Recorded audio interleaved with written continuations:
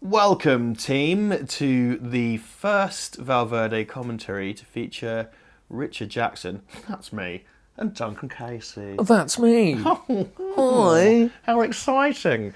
So we're doing Star Trek Beyond. Numerous reasons. As some of you will know, I did commentaries for the all 12 preceding Star Trek films, which just seems fucking mental, on Oliver Harper's channel, which is still available. The last one for Star Trek Into Darkness was with Brad Watson and Oliver, and then the one for the JJ Star Trek was just with myself and Oliver. So Duncan is very much here as the Star Trek outsider. Hello. Hello. How you feeling about that? It's all right. It's all good. Well, I think if you're going to do it, this is a good place to start as the most recent kind of The mainstream stuff. Well, I suppose you could call this the last Star Trek film, the way things are shaping up, because things aren't looking too good at Paramount with Star Trek at the moment. I reviewed this at the time. I think it's all right. I think it's the most Star Trek-y of the JJ. I think call them the bad robot films, because this one was directed by Justin Lin and produced by Abrams. This is written by Doug Young and Simon Pegg, who of course plays Scottie. In my opinion, not very well, but we'll get into that. For my money, I think it did okay at the box office. I didn't check the figures. I mean, it wasn't a resounding failure, but these, since the first one, have never done brilliantly for Paramount. And I mean, like the second one was a big bloated thing, and I happen to not like it. This one kind of returns to a more Star Trek formula, which I think Simon Pegg kind of brought along with him. Okay. I believe. Right. What were your? I'll change to the established format. I have a little preamble these days, and then get into the thing.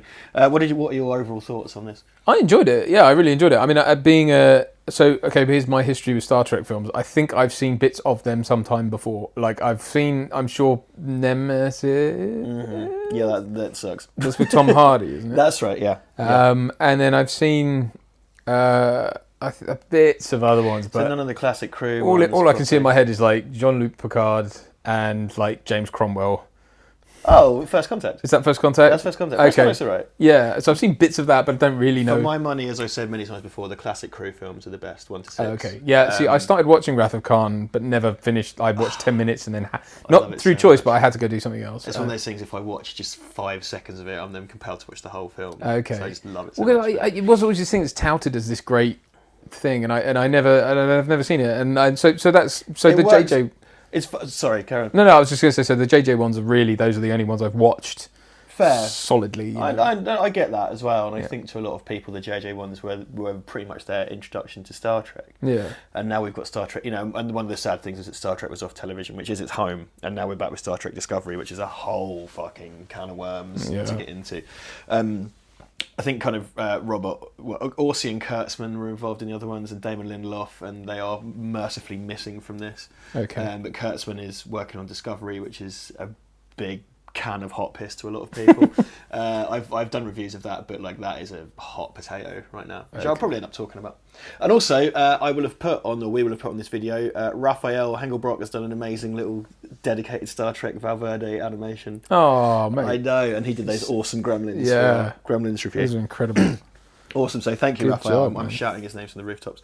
So we're watching this. This is the PAL version of Star Trek Beyond. So if you are in NTSC region, you might experience a bit of drift, I'm afraid. And there will be interstitial ads in this as well. I think it's only fair to say. So you may lose some sync at points. I am sorry for that, but it is essential to keep the lights on. So sorry about that. I think as well, like people, I don't know. I'd love to know, and there's no real way of finding out what the proportion of people who really sync this up are versus those who just listen as a podcast. We never really kind of got a feel for that, because some people do just listen to it in their car and stuff if they know the film well enough. Okay, Duncan, are you ready to go? I think I might give a countdown. Should I give a countdown? I'm on the Bristol stool chart of whatever. I am ready to go. I'm just going to shut the door. Sorry, that's a bit of housekeeping going on. Sorry, there's a bit of talk amongst yourselves. There he goes. He's got a long lead on his mic. Don't worry, it's all fine. Okay, so if you we're actually watching this on Netflix today, but if you've got your copy or whatever, I'm going to count it down for you, mate. Okay. Because he's got the control. Okay, well you can have the control if you want. Oh no, I probably pressed the wrong button. Oh, well, okay. All right. So start your copy of Justin Lin's Star Trek Beyond in 5, 4, 3, 2, 1, play. There we go. Okay. So Paramonte. So this is kind of your feeling that you're into your Star Trek movie. They've started this with the theme on this. They've managed to keep going quite well. As in the music? Yeah. And it's a really nice job. I mean, the main thing is that Alexander Courage's theme is sometimes reprise Alexander Courage's theme. But the original Star Trek theme, they tend to do it at the end. Yeah. This is Michael Giacchino, and I actually really like his Star Trek music. I mean, you've had obviously Jerry Goldsmith in other Star Trek. Is that Alibaba Pictures, like Alibaba.com? I didn't expect that. Oh, we've got some Chinese money and some. This is modern Hollywood. I think it might be as in Alibaba.com. Yeah, that's weird. Well, Skydance is the Allison siblings who also produced the Terminator Genesis. Yes, yeah. Yeah. I whispered that, sorry, wait. Yeah, turn the volume down a little bit. So I really like Giacchino's music. I think it's really nice. I mean, it's new music as well, whereas the previous films had their own orchestrations of the various pre-existing themes and stuff like that. So... No, I really like it. I mean, again, like you've got to take... So, look, preface, and I hope this is understood, that like I am not a Trekkie. I have nothing against Star Trek whatsoever. I think it's a fucking cool idea. But my knowledge extends as far as these three films, and that's it. And if that makes me a dickhead or whatever, then fine. But I enjoy these films.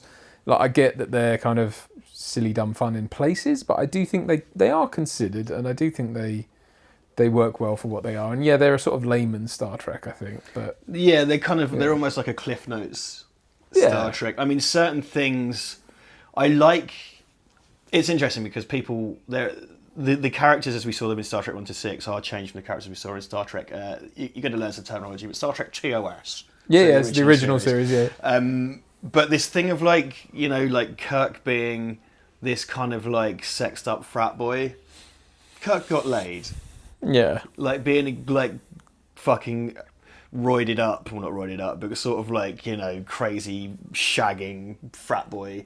It's not really who Kirk is. Okay. And I think this film gets it a bit better. This is a nicely kind of Star Trek-y thing in that the reveal is it's a fake proportion. I like they're really tiny. I think the thing to remember is like with what they've done with Chris Pine's Kirk is that he's in the context of 2009 when the first one came out. You know, we were all in like Begins season or whatever. You know what I mean? It was all about Origins. It was all about... So every character wasn't the character you knew until the end. And so I think that was the point of the first one was like, yeah, he did all frat boy shit, but that was like... Because he was just a wayward But then he's idiot. just back to it in Star Trek Into Darkness. Yeah. Which that's Star Trek Into Darkness' problem rather than... Yeah, I think so. I mean, I think... Yeah, and I suppose it's a way of saying, like, look, he's regressed a bit, but then he ends up kind of... I don't know. I don't seek to defend it. Star Trek Into Darkness... you know, not having the kind of the history of Wrath of Khan or anything with me, I don't, you know, it doesn't bother me what the changes they made. You know, I think it's an okay film, but I think this one's good. I think this in the first one maybe the better. This is the within the TOS cast. Just you know, like Spock, Bones, and Kirk is like the classic triptych, and they're the key relationship, really. Yeah. Which they handle quite nicely in this film. I mean, yeah. What I thought the 2009 film did very well is able to have its cake and eat it. Yeah. In that, you know, by changing the timeline, it means that they're not the same characters because things have changed so fundamentally, and that's fine. One thing they seem to adhere to is the whole like switching of roles, which like that's why in Into Darkness like it doesn't like Kirk dies instead of Spock. Or whatever. And that's really dumb for its own reasons, particularly because it's resolved within that film. Yeah, it loses all its kind of weight. I mean, what they do here is sort of portray Kirk in a malaise. So this whole kind of thing of him, you know, because that's quite nice visual shorthand. He has to wear the same clothes every day. Things change. This is supposed to take place now in 3 years into the 5-year mission. Okay. So the original series of Star Trek was the 5-year mission. Oh, okay. And everything film-wise before this was not in the... I want that mug. Was not in the 5-year mission. And this is halfway through the 5-year mission, and Kirk's like fed up with it and bored and nothing's happening and blah, blah, blah. Oh, yeah. Which is quite nice, because Kirk's kind of something that often, not so much in TOS, but in the movies, like Kirk's kind of dissatisfaction with his place in life is quite a prominent theme. So like Star Trek the motion picture, you know, he's kind of losing his mind because he's being made an admiral, he's not command of a ship, and then he finally gets command back and acts like a dick about it. And you know, Star Trek 2 is kind of about his age and stuff. And they reference that in this. There's a scene coming up where Bones and Kirk are kind of having a drink together, and it's kind of a reprise of the scene from Wrath of Khan where they talk about the fact that he's getting older, and then he makes a reference to like not being fat and bald or whatever, right. And stuff like that. Yeah, because I suppose it's that. I suppose you just have to see all the things that are different as being part of the butterfly effect, effectively. Sorry, of what. Yeah, you know. It's annoying because they break that into darkness by sort of it goes, but there's no reason for Khan to look like Cumberbatch because that happened before the time change. Right, of course. But anyway, other discussion. Yeah, I know. I mean, like I say, I don't have any skin in that particular game, but I do understand how that must be frustrating and how that would take you out of that film because it's not. It's what it is. But I think this one feels this is the one that stands apart for me in terms of. I think we've done away. Apart from there's mentions obviously of Spock Prime. Did I get that right? Yes, but yeah, Spock Prime. And obviously you see the picture of the original crew that he has at the end. Mm-hmm. Yeah. But this is the first one really where you don't have that. Like they're not treading on common ground, and they're not like just doing it. Look, it's the same, but we've changed them round. That's really nice. Yeah, it's really refreshing. Yeah, because it's funny. I mean, so this is the scene where they kind of make reference to such. And are they having Romulan ale? No, it's Brandy from I can't remember what he says. Oh shit! I watched this at 6 o'clock this morning. So yeah, no, to recap, good effort because I couldn't remember. But it's some kind of brandy that he says they seized from wherever. Okay, yeah, because that's a thing with. Kirk and Bones is like having illicit booze is one of their things, and that's a callback to Wrath of Khan. No, okay. I can't remember the setup here. It's quite nice. They'd often something that goes back to Star Trek: The Motion Picture. They like to show lighting in Star Trek is so important. Okay. And in this scene, it's quite dark, and it's kind of him talking about how he's outlived his father. Yeah. And he's kind of experiencing this sort of malaise, so it's kind of quite dark and quite muted and a bit sad. And Star Trek, particularly the original series, is doing insane. Sort of almost, it looks like Italian giallo movie lighting. Okay. So like if there's a red light because someone's angry, and there's a bit in Star Trek: The Motion Picture where like the doors close on Kirk's office and he's shown us like this dark silhouette. Okay. So like expressive lighting in Star Trek is a big deal. Yeah. Some of the rest of the original crew movies are less like that. Really, there's a lot of flat lighting, but this one handles it very well. Yeah. I like the because this is setting up that theme of. I suppose it's that idea of being isolated, being alone, being out there in space, and being self-reflexive and contemplative, and what your life means, and how that relates to parenthood and life and death is very much like a thing. And obviously, you've got the central bad guy. It turns out is someone who has literally sort of cheated death and spent so much time alone that it's warped his sense of, Yeah. I think that is a bit glossed over towards the end, but it's still quite prominent there. It's quite nice, yeah, and I think Simon Pegg spoke about that as he wanted to sort of show the point of view of someone who considers the Federation like a malignant force instead of a peaceful one. And actually that whole kind of third act thing with Idris Elba's character is partially a callback to the show Star Trek Enterprise. Okay. Because it links to that kind of iconography and setup and stuff. Okay. But anyway, and again, it's a bit brushed over, but he sort of leeches life off people. Which is kind of weirdly similar to a bunch of other stuff that's been done before. And his name's Krull, isn't it, or something? Which is a bit like, alright. But whatever. Something just as a kind of sidebar is I think some costume department. I think it's Christian Cordella.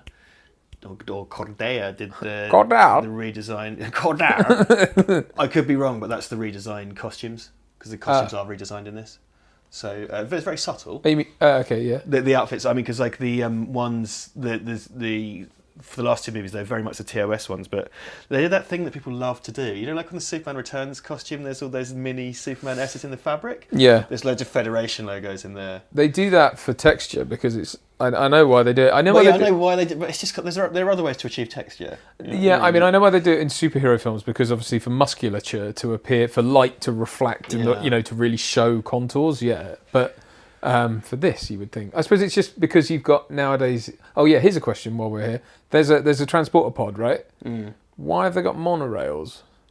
That's right, I couldn't. Unless that's all cargo. I would assume that a transporter pod is to take you up to a ship in the atmosphere. Okay. Whereas a monorail is to take you around the station because you don't necessarily want to transport everywhere all the time. It'd be a mess. Okay. Yeah. Okay, I'll give you that. Yeah. Okay. I like the sort of underwater, but this is a really wonderful bit of design and everything.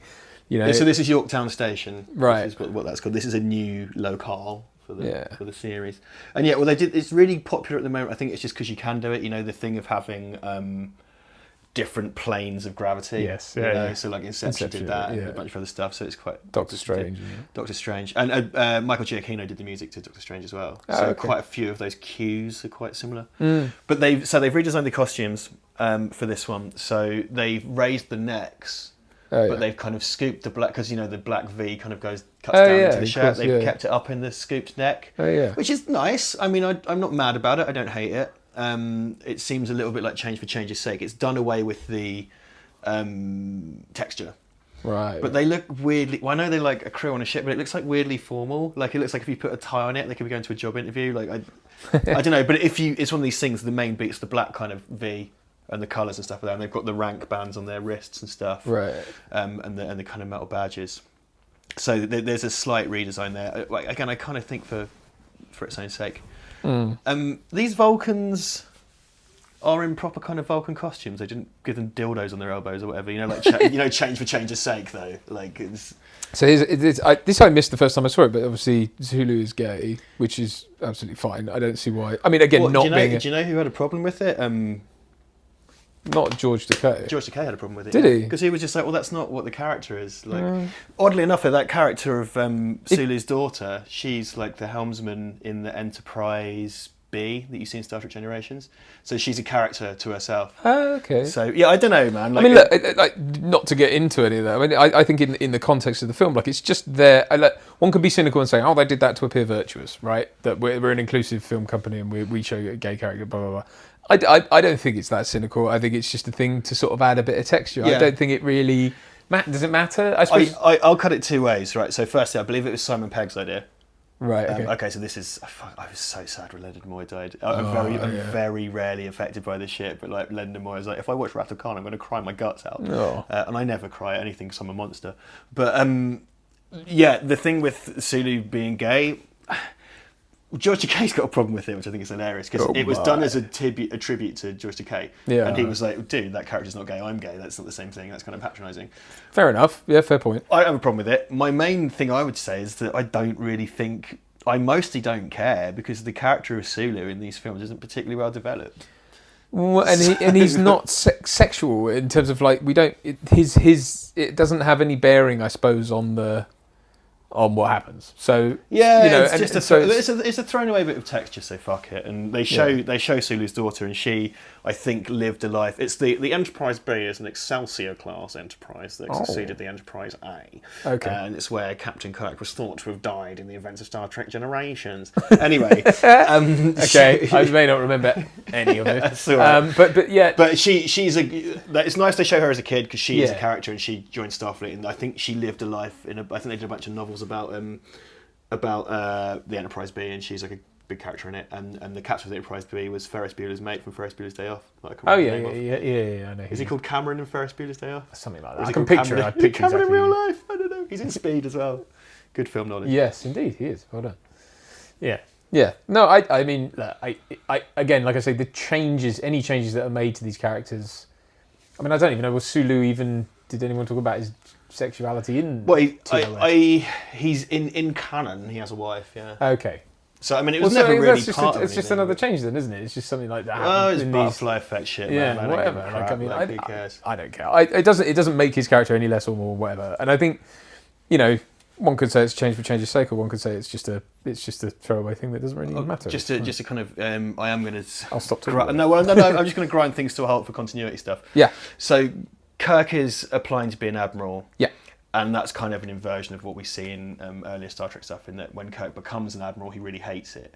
And there's a bit where he gets demoted as a punishment for stealing Enterprise, but he then uses it to do a good thing to save everyone's life. And when they say we're demoting you to captain, everyone's like, yeah, captain again, like the crowd. And so he's applying to be an admiral, and the Admiral Paris like intercepts it and kind of goes like, you're not going to like this anyway. And he recommends Spock. But anyway, her name is Admiral Paris. And I think the inference there is that she's some kind of ancestor of Tom Paris, who's like the helmsman in Star Trek Voyager, the TV show. Okay. And just for texture, going back to the first Star Trek 2009 one, Scottie's like in exile because he like fried Admiral Archer's prize beagle, and Captain Archer in Star Trek Enterprise had a beagle called Porthos. Okay. So there's these little... sorry. Right, Duncan's brain's I'm like, it's like, right, why okay. did I do this? no, it's all good. So it's like they're quite good at throwing out... Yeah. I would say that about... I'm not a fan of Orson Kurtzman, who wrote the first two, generally speaking. And like I say, Kurtzman is involved in Discovery, which has been a whole fucking mess of a thing. But they definitely are able to link up continuity stuff. I mean, they know their onions. You can't deny Well, it. yeah, and that's their way of saying, like, you can't criticise us based on not knowing what we were doing. Yeah, You know, it's like, kind of plot armour in a way, I but suppose. then in another way, it's like, well, any choices and changes you make are done deliberately and knowingly, and therefore, if we don't like them, you'll... You know what else? Any chump can go on Wikipedia. Yeah, You know? I guess. I do like I like Quinto as Spock. I mean, those He's are fantastic, yeah. big boots to fill as far as I'm concerned. Yeah. Because, like, that's one of my favourite fictional characters ever. And now, like, the new one is like the new Spock's like Gregory Peck's grandson or something. All right. Yeah, and he's got a beard. Oh no, we can't have a beard. Some people are losing their shit about that, but whatever. So we're into our like third Spock already. It's like fucking. Why isn't Quinto? Oh, this is in Discovery. This is in Discovery. Yeah, Okay. I don't think they'd be able to get. There are actually legal wrinkles between what's shown in the Bad Robot films and what Paramount own and CBS. It's a bit of a mess of catfish. Oh, okay. Part of course of their butterfly effect shit is that the Enterprise looks completely different on the inside. On the outside it's bigger, Okay. fictionally, and then on the inside it's all kind of glass and Iron Man. You know, ever since Iron Man did that kind of blue hologram display, like well, I suppose Minority Report as well. Like it's just fucking everywhere. And I get it, you got to update it and da-da-da-da. Well, do you know what? I mean, look, like we've often talked about it as being this totally inappropriate thing to do, because why would you ever want people to be able to see through the thing you're looking at? Plus, it would presumably get rid of an awful lot of like definition and colour and texture in whatever display you were looking at. And everything would have to be outlines rather than solid things, because otherwise it defeats the whole purpose. But visually, like storytelling-wise, for cinematically, it means you can put a camera the other side of something. Because I suppose the trouble always was that you'd have to put the camera effectively where the monitor was for someone, to show a close-up of someone looking at something. So this way, you can literally, you can see their face, see it react to what's going on, and effectively see the thing itself. So, which is handy. Yeah, well, I mean from a storytelling perspective, it's very useful. Yeah, I mean, again, like I said before, you don't want people seeing your passwords and shit like that. Yeah, exactly. They're quite in these. Well, in this one in particular, I do find, like I said to you before, the other Abrams films, or the Kelvin, it's called the Kelvin timeline. Oh yeah, of course, yeah, no. Kelvin timeline films. Okay, that's good. That's good. Yeah. Well, they're kind of they're all about kind of like hyperbolic emotion and shouting and stuff like that. And it's reflected in its kind of, I think in its editing and stuff like that. It's a bit more ponderous than Star Trek-y, because Star Trek should be fucking ponderous, and quite a lot of the time it's about diplomacy and stuff like that. Yeah. But it is, it can be about revenge and stuff, and that's how they kind of jazzed up Wrath of Khan. Was to come in and do that. This one is it's a bit more slow and Star Trek-y, and they like to show. They have a more quote unquote realistic concept of what space looks like. Okay. In that it's kind of like it's often silent, and it's the way when you move past like an astral body, the light from that sun or whatever is shown sweeping across the ship. Okay. And they have shots where it looks like it's kind of a GoPro mounted on the ship or something as they go through. Yeah, and stuff like that. Whereas, sort of traditional Trek, it's a model and it's flatly lit and stock footage and stuff like that. I've always quite liked the photography in these. I mean, I think they one thing is they've managed to maintain quite a good continuity of design and stuff into this film. Like, it does definitely look like the same universe. It's not like Justin Lin has gone completely balls out and tried to reinvent the wheel as far as that's concerned.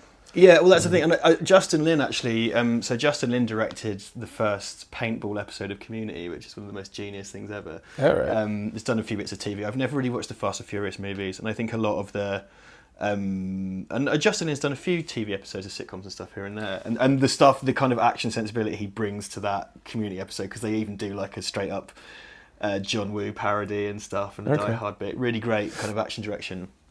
And I think a lot of the kind of people talking around this is kind of like, oh, well, it's a Fast and Furious guy, it's going to be shit. It's like, well, not really. I think he's a far smarter director than anyone gives him credit for. And as someone, I haven't seen the... I have. I know. Yeah. So basically, yeah, he reimagined that series and turned it into what it is. I mean, turned it really into a series. It was before that. It was 2 films and a third prequel that wasn't really anything to do with the first 2, apart from that it tied up at the end. So he then took over for 4, 5, and 6, I think, and really turned it into that. Yeah. He brought The Rock in, and he turned it into a more of a heist type dealio, and I think he was smart the way he went about doing all that. I think he was really, really smart with all that, and he gave it more heart. And there's nothing wrong with the first 2 Fast and Furious films, but when you look at them in context to what came after, they're nothing like it. He quit very quickly. He was like, people don't care about putting fucking alloys on Ford Focuses anymore. Like, let's just that whole scene is dead. Well, from the outset, having watched that series transform, it's really impressive because it's become like a kind of globe-trotting spy thriller action. Yeah, I mean, it's bonkers. Like, don't get me wrong, it's ridiculous. Well, it's not meant to be realistic. But exactly. It's just sort of massively high concept, stupid drama. It's got Jason Statham in it. What? What? I am not the guy.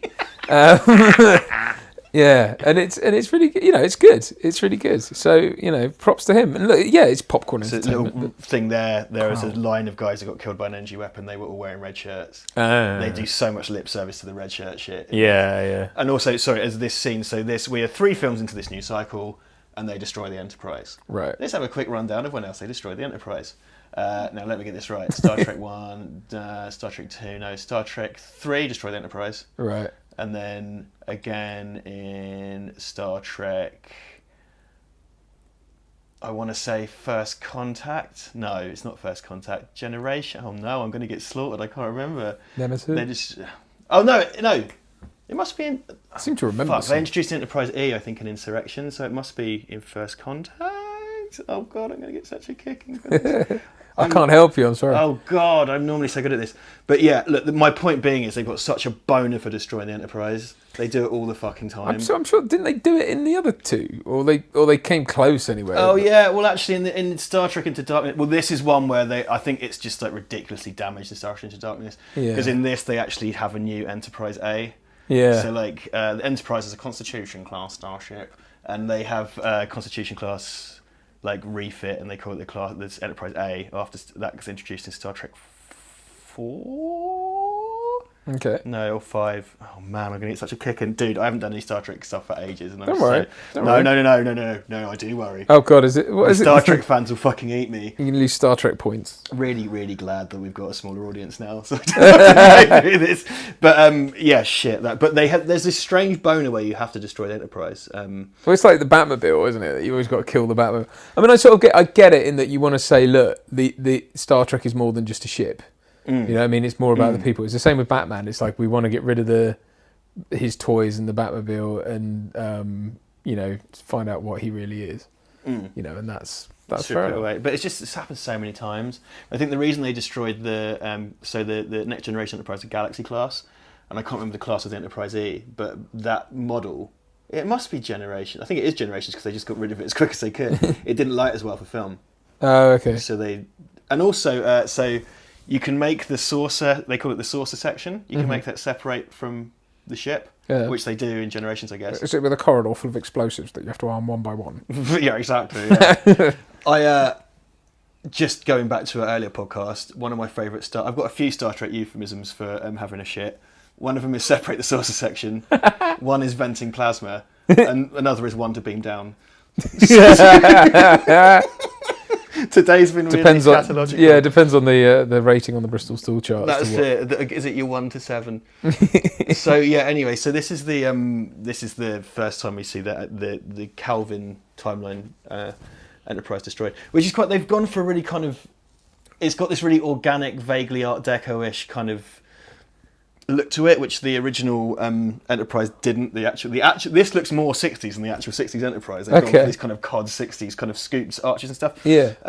Which I think I'm right in saying the redesigned one was designed by Sean Hargreaves, but like the OG one was designed by hold on. I don't want to get this wrong.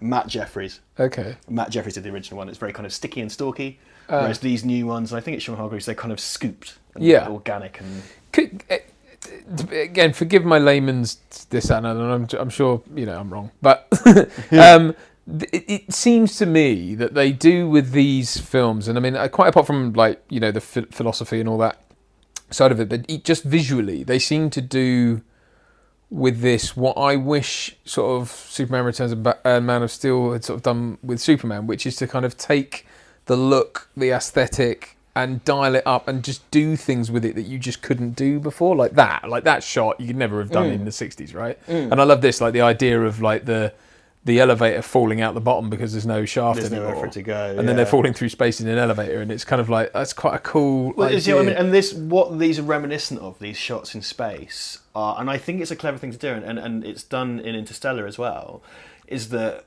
they are designed to look like the footage that you and I have seen. Oh, we should do Interstellar. Sorry. Oh, I love Interstellar. Let's do that. Interstellar. I had a mixed relationship with that, but I've come around to it now. I bloody love it, and anyone who doesn't can fuck off. Oh god, I didn't mean that. Good, I won't fuck off. Sorry. No, I do like it. I own it, so we can. We must do as a totally visual thing, as a cinematography thing, when the kind of classic stuff you see of space launches is from cameras, and in the 60s it was film cameras launched attached to the side of rockets. That's right, yeah. Or on launch mechanisms. So it looks like what now I said kind of ignorantly earlier, it looks like a GoPro. Yeah. So for this, they showed the escape pods with the thing mounted on the side, and your brain automatically links it to archive footage of real space launches. Okay, yeah. And it's the same when you see, for example, Elon Musk launch that car. Yeah. It's the same thing. It's the camera mounted on this kind of stick or whatever, and the object slowly rotates, and the sunlight comes to meet it, and you see the kind of not even parallax effect of what looks like the whole universe spinning around it, because you've got that fixed point excuse me, or whatever. Bless you. Thank you. And that's what they do in these, which is quite clever. They did that shot when the Enterprise took off from Yorktown. It was just like facing the front of it, and it's just like so the two sticks on the back are called the warp nacelles. Oh, and that was I'll read back at the nacelles as if it is like like I said earlier, like it's a GoPro, like nasals, the warp nasals. So it's it's got. Do you know what though? With all this stuff, it's easy to mock, and I could do, but I think by having that, it's just the same as something like Lord of the Rings, where it's kind of like, all of this stuff is named for a reason. Like, it's to give veracity to everything, isn't it? It's like, all right, verisimilitude. Yeah, exactly. Yeah. Yeah, well, that's the thing. That's the thing. I mean, and I think the risk is going too deep into it, But the risk is within your film. Yeah, the risk is caring too much about all that stuff. I think it's good to have it there so that the characters look like they have their own internal logic, but beyond it, to be like, oh, you said it's type B, type 4A3, to know all that. Yeah, well, that's the thing, and a lot of Star Trek is about kind of techno. Because I did have a brief look at the trivia section, and there's something about when they're in Yorktown, you hear something over the intercom about a certain ship. 5A, whatever it's the Jean-Luc ship, Picard's it's the USS Stargazer. That's right, yeah. That's the ship that I don't think at this time, because it's like 70 years before TNG, I guess, if I'm matching up my... Yeah, they say it's the ship he goes on. It's the ship he would then go on to... Yeah, because I think he was... It's like, if you actually break down Picard's career, like, it kind of sucks. Oh, really? He was like first officer on the Stargazer, like, forever. And then, like... He's like in his 50s as captain, I think in his 50s as captain on the Enterprise for a really long time.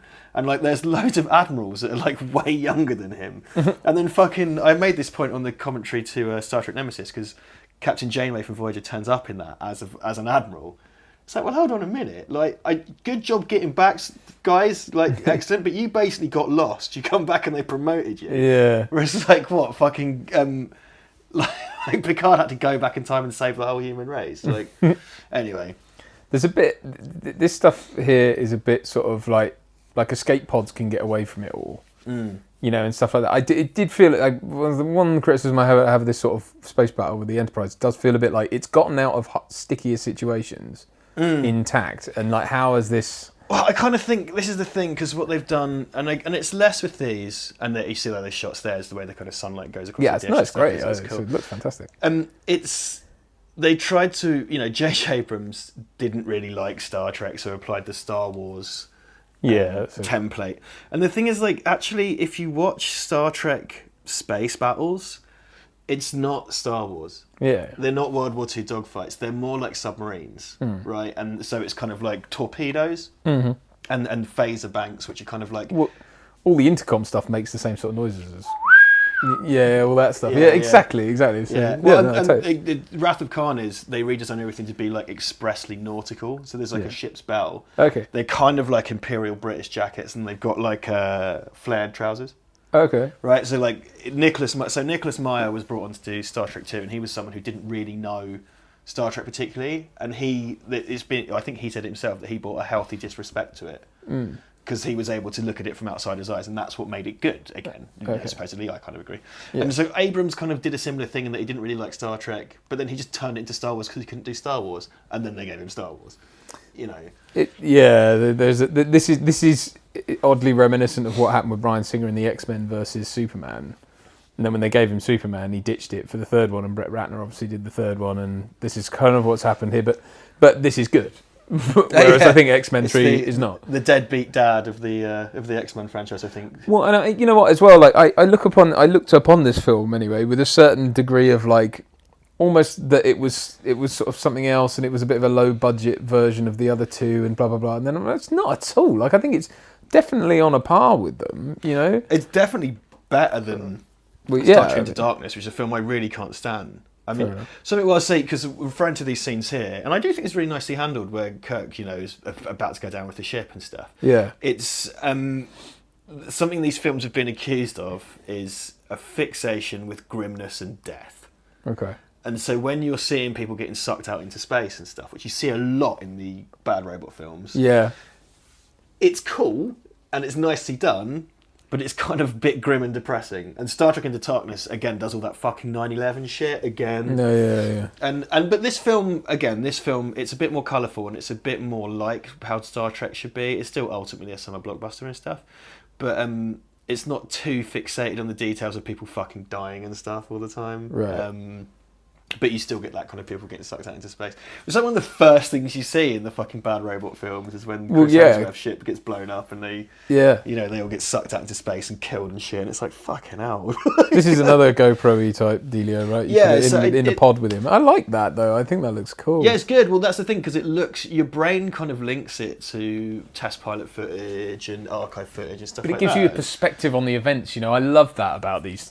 I think these films really dispel the whole, because especially back in 2009, there was all that close-up handy cam, fucking do-daddy, shaky cam nonsense going on, and it's like I love that these films still gave you that sense of geography and put the camera in places that it couldn't have gone before, and it really did. I mean, apart from in the first one, I think it's a bit overwrought with the whole crash zoom thing. Do you know what I mean? Where it's like in space and something's crashing to the ground, and then we suddenly flash zoom into it. He does it in Man of Steel as well a lot.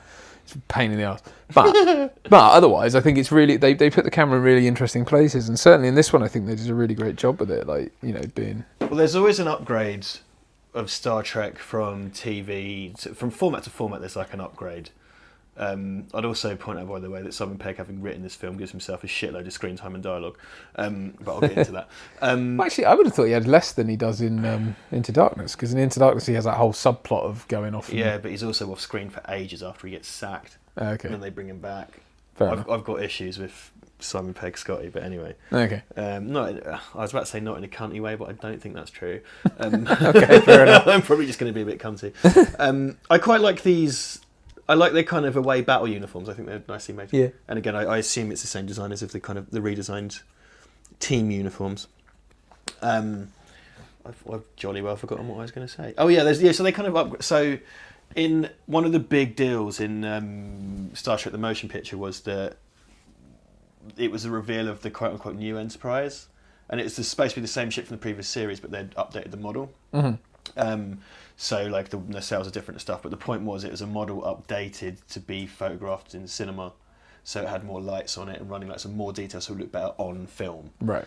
And so again, they basically destroyed the Enterprise D because they wanted a model that looked better on film.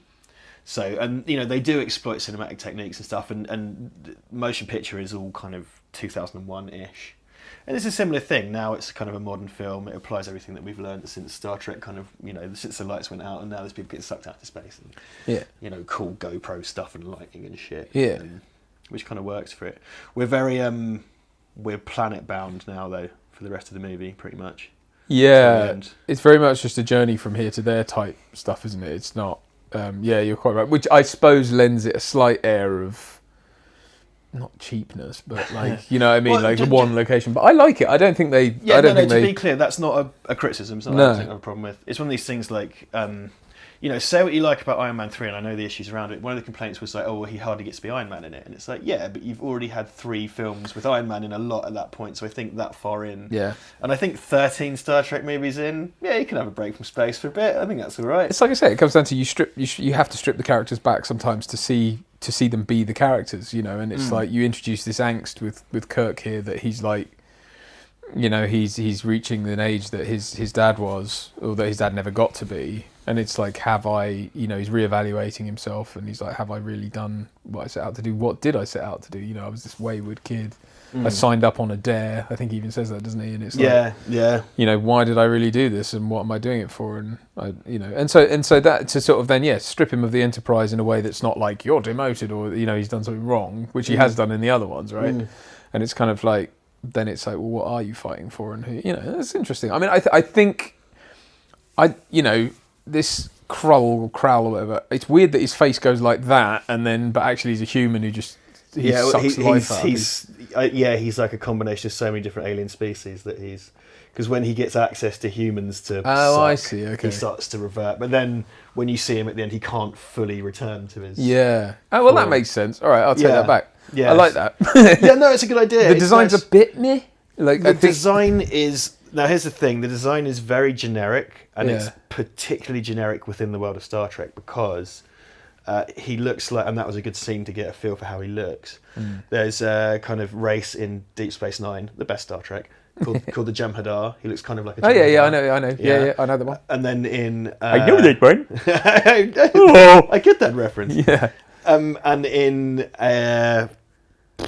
in Star Trek Nemesis, there's the Remans. He looks kind of like a Reman.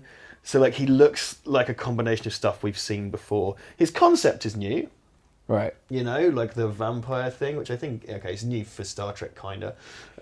So that's kind of good. And what's revealed of him is kind of interesting as well.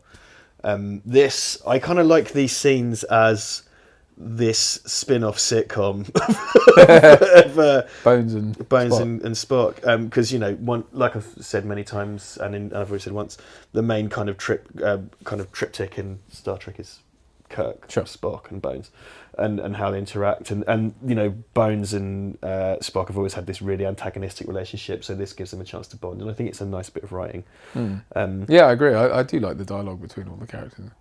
I know I've got so much skin in the Carl Urban game that it's almost impossible for me to say anything about him. But I think he's so good as he's basically doing DeForest Kelley, and he does a really wonderful job of it. I think he really lives that kind of, because he's Bones is supposed to be older than the rest of them and everything, and he is a bit older than the rest of them.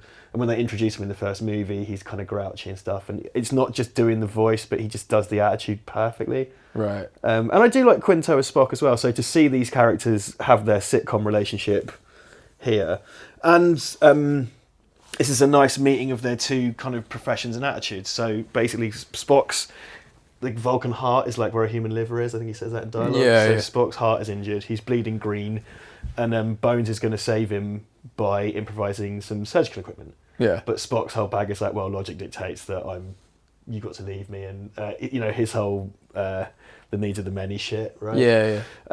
But so this is their two attitudes coming together, which is something that happened all the time. Also, Bones, real fucking cunt, man. Like to Spock, his stuff. About his dad dying, or I know that's what he says to Kirk, isn't it? Sorry, yeah. It's mostly about like how, you know, I think Bones would be in a disciplinary meeting with HR pretty quick when he's because he's always calling him green-blooded and pointy-eared and stuff like that. Yeah. Basically using racial slurs against Spock all the time. It's like, mate, you would be in a fucking disciplinary meeting in a heartbeat. It's the same when they brought in the character of Dr. Pulaski in Star Trek TNG for a season. She just chews out data for the same reasons. Okay. I tweeted about that this week. She's just a straight up robo-racist. so it'd be all over fucking Star Trek HR, man. I mean, I get very much with the Kelvin universe. Thank you very much. Yeah, get my Kelvin badge. Yeah. That they you know, that very much they're a ragtag of, like, you know, they are kind of chaotic and they come together, and it's like the fact that they don't appear to work together that means they do, you know. It's the fact that they have to forge a friendship. It's not just something that comes naturally. It's something that they really have to forge and. So and this geezer looks way like a Riemann in his jacket. Sorry, go on. Oh, okay. It's a Riemann jacket, not a Riemann person. Okay. Anyway, come on. Sorry. No worries. So I just think I like that about it. I don't know if that's something that's in the original or what, but not so much, no, because like you say, it's very much portrayed as something born of chaos, and that's the whole kind of origin. Because they do basically. So it's Kirk, isn't he? He's born of chaos, effectively. Yeah, literally, exactly. And, whereas in Star Trek, that just happens to be the crew. Yeah. Okay. That just happens to be the crew, but in this, it's like they're all thrown together, and like so, Scottie in particular is off on some distant moon because he vaporized Admiral Archer's beagle. You think this is the real Quaid? It is. I think the thing as well that I don't want to say that you've got to remember. You don't have to remember it at all. But I think this is the first time that you've got original crew. So with these 3 films, they've had to reintroduce effectively the original crew without having had in a cinematic series, without having had the luxury of the whole series before it. You know what I mean? So it's kind of like when Star Trek: The Motion Picture came out, everyone knew who they were. So you didn't have to introduce them. An unlikely reboot of what essentially was a cancelled TV show. Yeah. But it was so in the public eye because it became really huge through repeats throughout the 70s. So right. People knew who these fuckers were. Yeah. So it was kind of a case of, they with this lot, you've got to kind of come up with shorthand really for how they're introduced. So I suppose, the kind of Kirk being the frat boy and, Scottie being... Yeah. It's all... I know it's not great. But it has to be done in such broad strokes. Yeah. I mean, the thing... I'm a bit less kind to it now, but the first... the JJ Star Trek I really liked at the time, and I still like it, and I like the time travel stuff, and I think it's a really clever way to solve the problem of how do you reboot this, and they couldn't do another TNG movie because they'd really pissed those up the wall, and I'm not a fan of those. But I went with the main reason I went actually at the time was, well, obviously I love Star Trek, but because Carl Urban was in it and they just announced a Dread thing, it's like, I need to get a feel for this motherfucker. But I went with my missus at the time, my ex at the time, and she was like, hey look, I know Kirk and Spock and McCoy and Klingons and the broad strokes. That's what I know. And she was like, well, they don't really make those anymore. And I was like, oh, well, yeah, well, this is that again. And she was like, all right, I'll go see it. And she fucking loved it. I thought it was awesome. I went with I went to see it with my friend Jimmy and our friend Kim, and she loved it. And Kim is not someone who would normally have anything to do with this kind of stuff. Well, it's a big mainstream action spectacle. And as I often say, I try to, when we review films, I try to do them from the point of view of a punter going on a Saturday night who doesn't perhaps know what this stuff is. Because you have to be, really. It's the closest you can be to being objective. Yeah. Star Trek Beyond is a motion picture directed by Justin Lin. It features actors. We should do so many. What I like about commentaries, right, is because like an hour in, a bunch of people are tuned out, so you can start burying loads of stuff. So it's just like I 100% want to do more objective reviews. That was so much fun to do, and sort of like the negative feedback's kind of quite fun as well. Well, I just proved the fucking point. It's like dickheads don't get it, do you? Sorry, but played right into the fucking, I must give credit to one person who slated us, and we had a private DM conversation. I won't say his name, but like he was like, yeah, I got it, I just didn't like it, essentially. Yeah, I was like, what do you think this is about? And he was like, well, I think it's about this. And I was like, yeah, it is, but he still didn't like it. But we had a nice hey dude, if you're watching this, we had a nice chat and stuff, and it was all very grown up. Good, because that's what we're like about Friday. We're nice. Yeah, we're nice people. So there's lots of kind of I find the stuff on the planet, so this is a good example. I mean, a lot of this stuff is kind of quite uninspiring. I mean, it's kind of like, dusty mud hut desert shit. What is this? I don't know what this is. He said something about like there were like bees in it or something, and then he was like, yeah. Oh, my heart. That whole thing of like a Romulan's heart is where humans live. It just reminds me of Zoidberg. Sorry, Vulcan, beg your pardon, but whatever.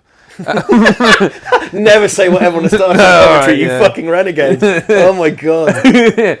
But my point being is that it just reminds me of Zoidberg with this whole like, when he's in the autopsy room in Area 51 and they're like, they take out his heart and it's like, hey, I have 5 of them. Or whatever. Like, it just so fucking reminds me of that because it's just like, his shit is always the other way. It's that Yakov Smirnov kind of like, right. In Soviet Russia, road fox you. Like, road fox you. So she's played by Sofia Boutella, by the way, who was the new Mummy, and she's in Kingsman and stuff. I think she's really good in this, and I think because we'll maybe talk about this later. I think it's a good chat to have the end credits, but you know, this series is stalled. But I think the way people spoke at the time is like she was going to join the crew, and they set her up as like going to the academy and stuff like that. Yeah. But unfortunately, I think now she might, if it went forward, which doesn't seem like it's going to, she might be the one to step up into the space left by poor Anton Yelchin. Oh yeah, we should say, you know, R.I.P. Well, yeah, bless him. He was really coming to his own for me as well. I just thought he was so fantastic, and I think it was so funny actually. I was on one of my mates. I was on a plane to a stag do, and he's like, "Oh, what actor should I be watching out for?" And I was just like, I just fucking watched Green Room, and Anton Yelchin was amazing, and he did all the fucking Kyle Reese shit in that movie, right? Like rather than he did Terminator Salvation. I was like, he's amazing, and then like he died 3 days later. Fuck. Same age as my little brother as well. Don't ever talk about me. Yeah. But yeah, like in this, he has some really nice moments. There's some really, like, especially coming up just here when they're sort of trying to find. Or actually, it was just earlier when he's talking to Kirk about, you know, he's not sure if anyone's still left alive and all that. He's because is this technically his last film, or it was one? I think he died. I think there's one just coming out. Oh, okay. So he died about 2 years ago, but I believe there's something just about to come out with him in. But yeah, this is like one of the last things he shot, man. Like, yeah. So I think he died before the premiere. That's right, yeah. Oh, it's awful as well, because at the end where they have their little fucking team shot, he's right there, and it's just like, oh my god. I know. And like I say, he was the same way. He's the same as my little brother, which just makes it, not that it, you know, it's just really make a difference, but emotionally, I'm just a bit like, oh Jesus. Gives you that association, doesn't it? Mate, God, if you want to take my little brother and bring back Anton, it's fine. Don't say that. No, honestly, my little brother will love that. We're always saying shit like that. I'm gonna have to give him a timestamp later. Okay. He went, I don't think my bro listens to these. My little bro is a Star Trek machine. Wow. He fucking, yeah. I'm amateur hour compared to that motherfucker. he's well in. So the thing is with I should have said this a minute ago. So they're back kind of in the wrecked Enterprise, aren't they? Or are they? No, they're in the bad guy. They just broke out. They're in the base. A minute ago, Scottie and Sofia Boutella, whose name I've forgotten for the moment, were in the USS Franklin. Jailer, thank you. So they're in the USS Franklin, which is what we find out is So believed to have disappeared. That's what Idris is. So Kroll. Let's call him Kroll. That ship and that crew and that character are supposed to have come from the era just after Star Trek Enterprise, which was set about 100 years before TOS. Okay. So when you see that crew, their uniforms are very similar to the TOS, to the Enterprise uniforms. Everything's a bit more grounded, a bit more kind of closer to our time, if you understand. Okay, yeah. If you understand that, that's a stupid thing to say, if you get what I'm saying. I did. So they're kind of like jumpsuits. Yeah. And they're quite the similar designs, quite similar. And the Franklin itself looks like so in that show, the ship is the Enterprise NX-01. So like the NX-01 registry means it's a prototype. Okay. Or is it a prototype? Anyway, and it looks like the NX-01 Enterprise in its design. So that's, I can't remember what they're called, but before Starfleet was like Starfleet, it was called something else. It's like the United Earth something. And they're that and not Starfleet. Okay. So all of that is like Simon Pegg, I guess, and Doug Young like backlinking to. Yeah. And Doug Young also wrote the Cloverfield Paradox for Bad Robot. Have you seen the Cloverfield Paradox? Yeah. It's just certain somebody recommended I watch that, and of course that certain somebody can fuck off now because it was a waste of time, and I'm not going to name names, but there we are. Oh, see what I said about burying things in commentaries? Yeah, I know. See, I'm not saying who I'm referring to, but no, he's referring to former Prime Minister Tony Blair. No, John Tony Major. Blair. Yeah, John Major. Have you seen the Cloverfield Paradox? John Major, why are you phoning me up? This is a really weird thing to do. My dad met him in Bosnia. Stuff, but anyway, that's neither here nor there. Do you know what? The comedy, my go-to comedy. I wanted to say an old-timey Prime Minister, but I drew a blank. But I love to invoke like Neville Chamberlain. It's a good sort of old-timey Prime Minister. Yeah. Or was it like Lord Palmerston? Was it Lord Palmerston? Yeah, they have that argument in The Simpsons, don't they, about who the best Prime Minister of Great Britain was. He's like, Lord Palmerston! Barney has a real bee in his bonnet for some reason. Lord Palmerston being the best Prime Minister. Oh, there was a pub in Southampton called the Lord Palmerston, and it was a fucking shithole. And then what does Mo say? He's like, Yeah, he goes, Lord Brandon! It's like completely unrelated and punches him. There's a couple of things in this, like that shot, I'm sure it looks great, but it sort of implies that they've covered an awful lot of ground in a very short period of time, because the camera kind of comes out and goes back in another place that seems sort of geographically slightly out of whack with where they went. I don't know if that's... There's a lot of displaced planes of gravity shit in this as well. Yeah. It's like you've kind of had your cake and ate that, guys. It doesn't matter, but there's that bit at the end as well, which I suppose we should wait till the end, but there's the time-lapse rebuilding of the Enterprise, which seems to happen, like bits seem to happen...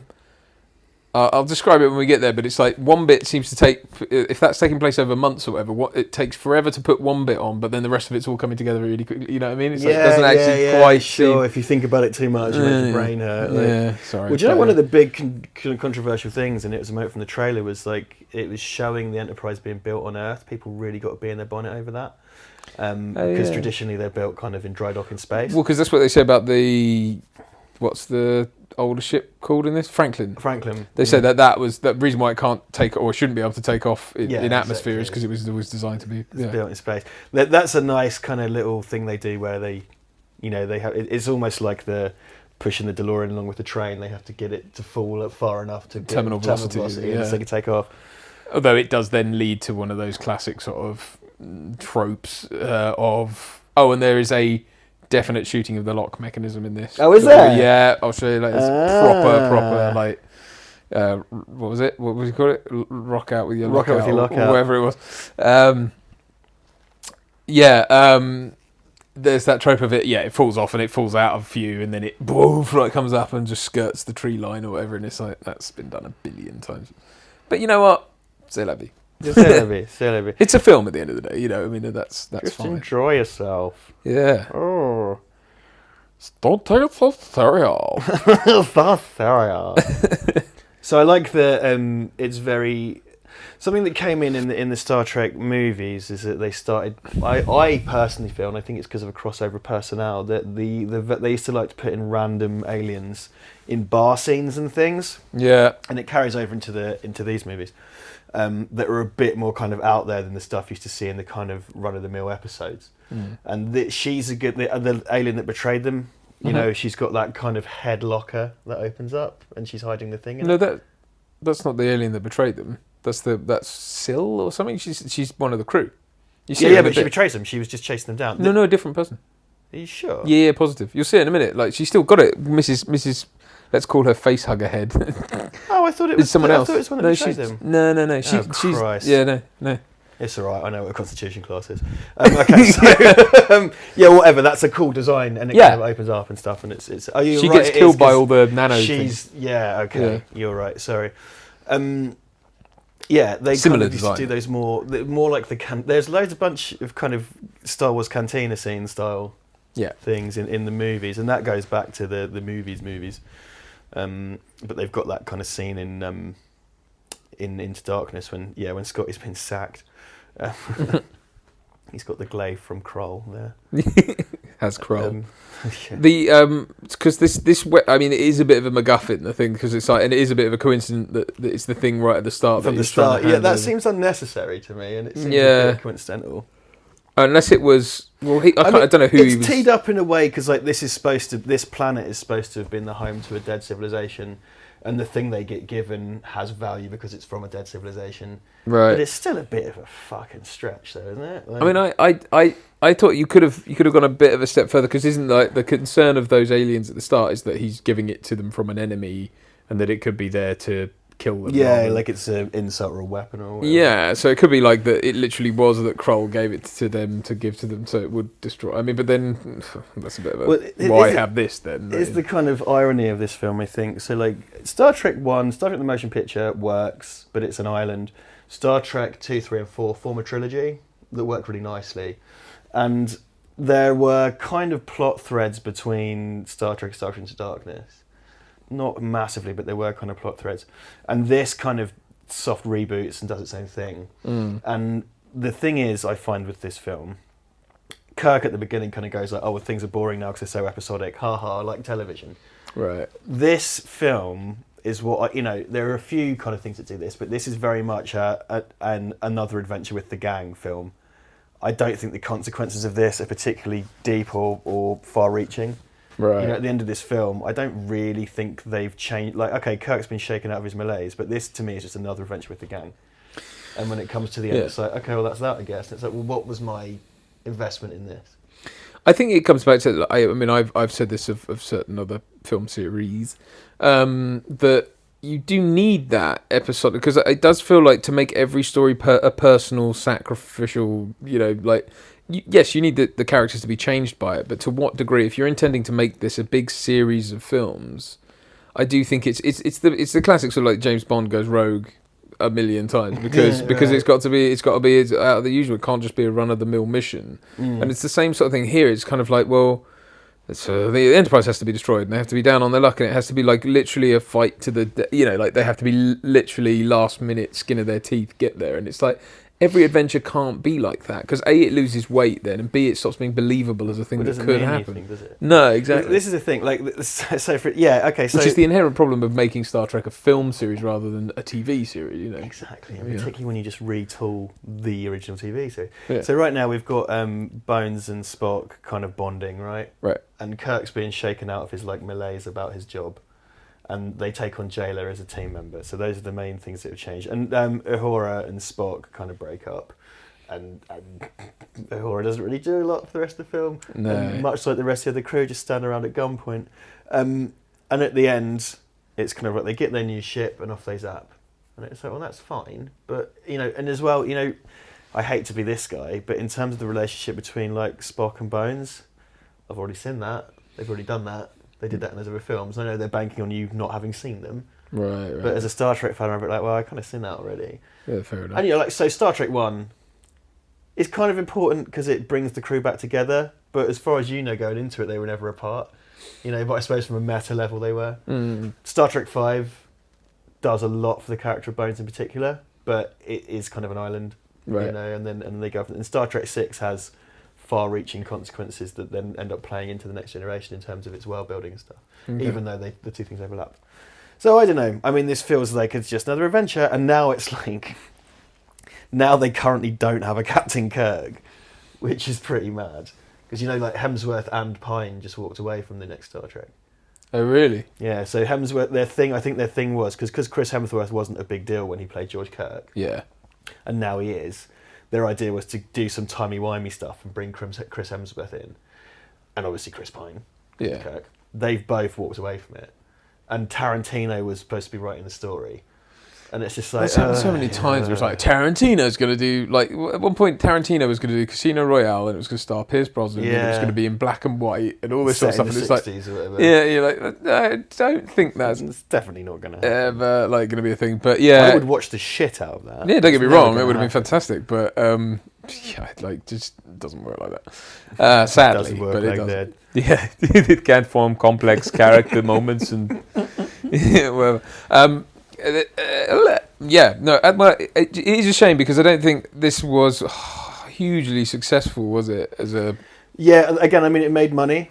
Yeah. But it didn't knock anybody's socks off, and Into Darkness underperformed. It had a big drop-off after the first weekend, I think. Okay. Whereas, because, I think the 2009 Star Trek was a barnstormer, and particularly in terms of reviving what was let's call it a dormant franchise, because it was off TV. Yeah. And the movies, the last movie was a dud. Enterprise was the first Star Trek series to get cancelled mid-flow since TOS. Okay. Still got more, 4 seasons. TOS got cancelled after 2. And then brought back for a third.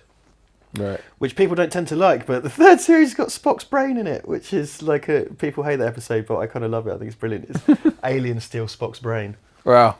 A bit of internet housekeeping. Now, on YouTube, if you really want some involved deep dives about ship designs and stuff from Star Trek, Sorry, that looks like, when you stand to have a photo taken with a strongman body. It's like that. Sorry, mate. Look at the seaside. They do. You put your head in the hole. Yeah.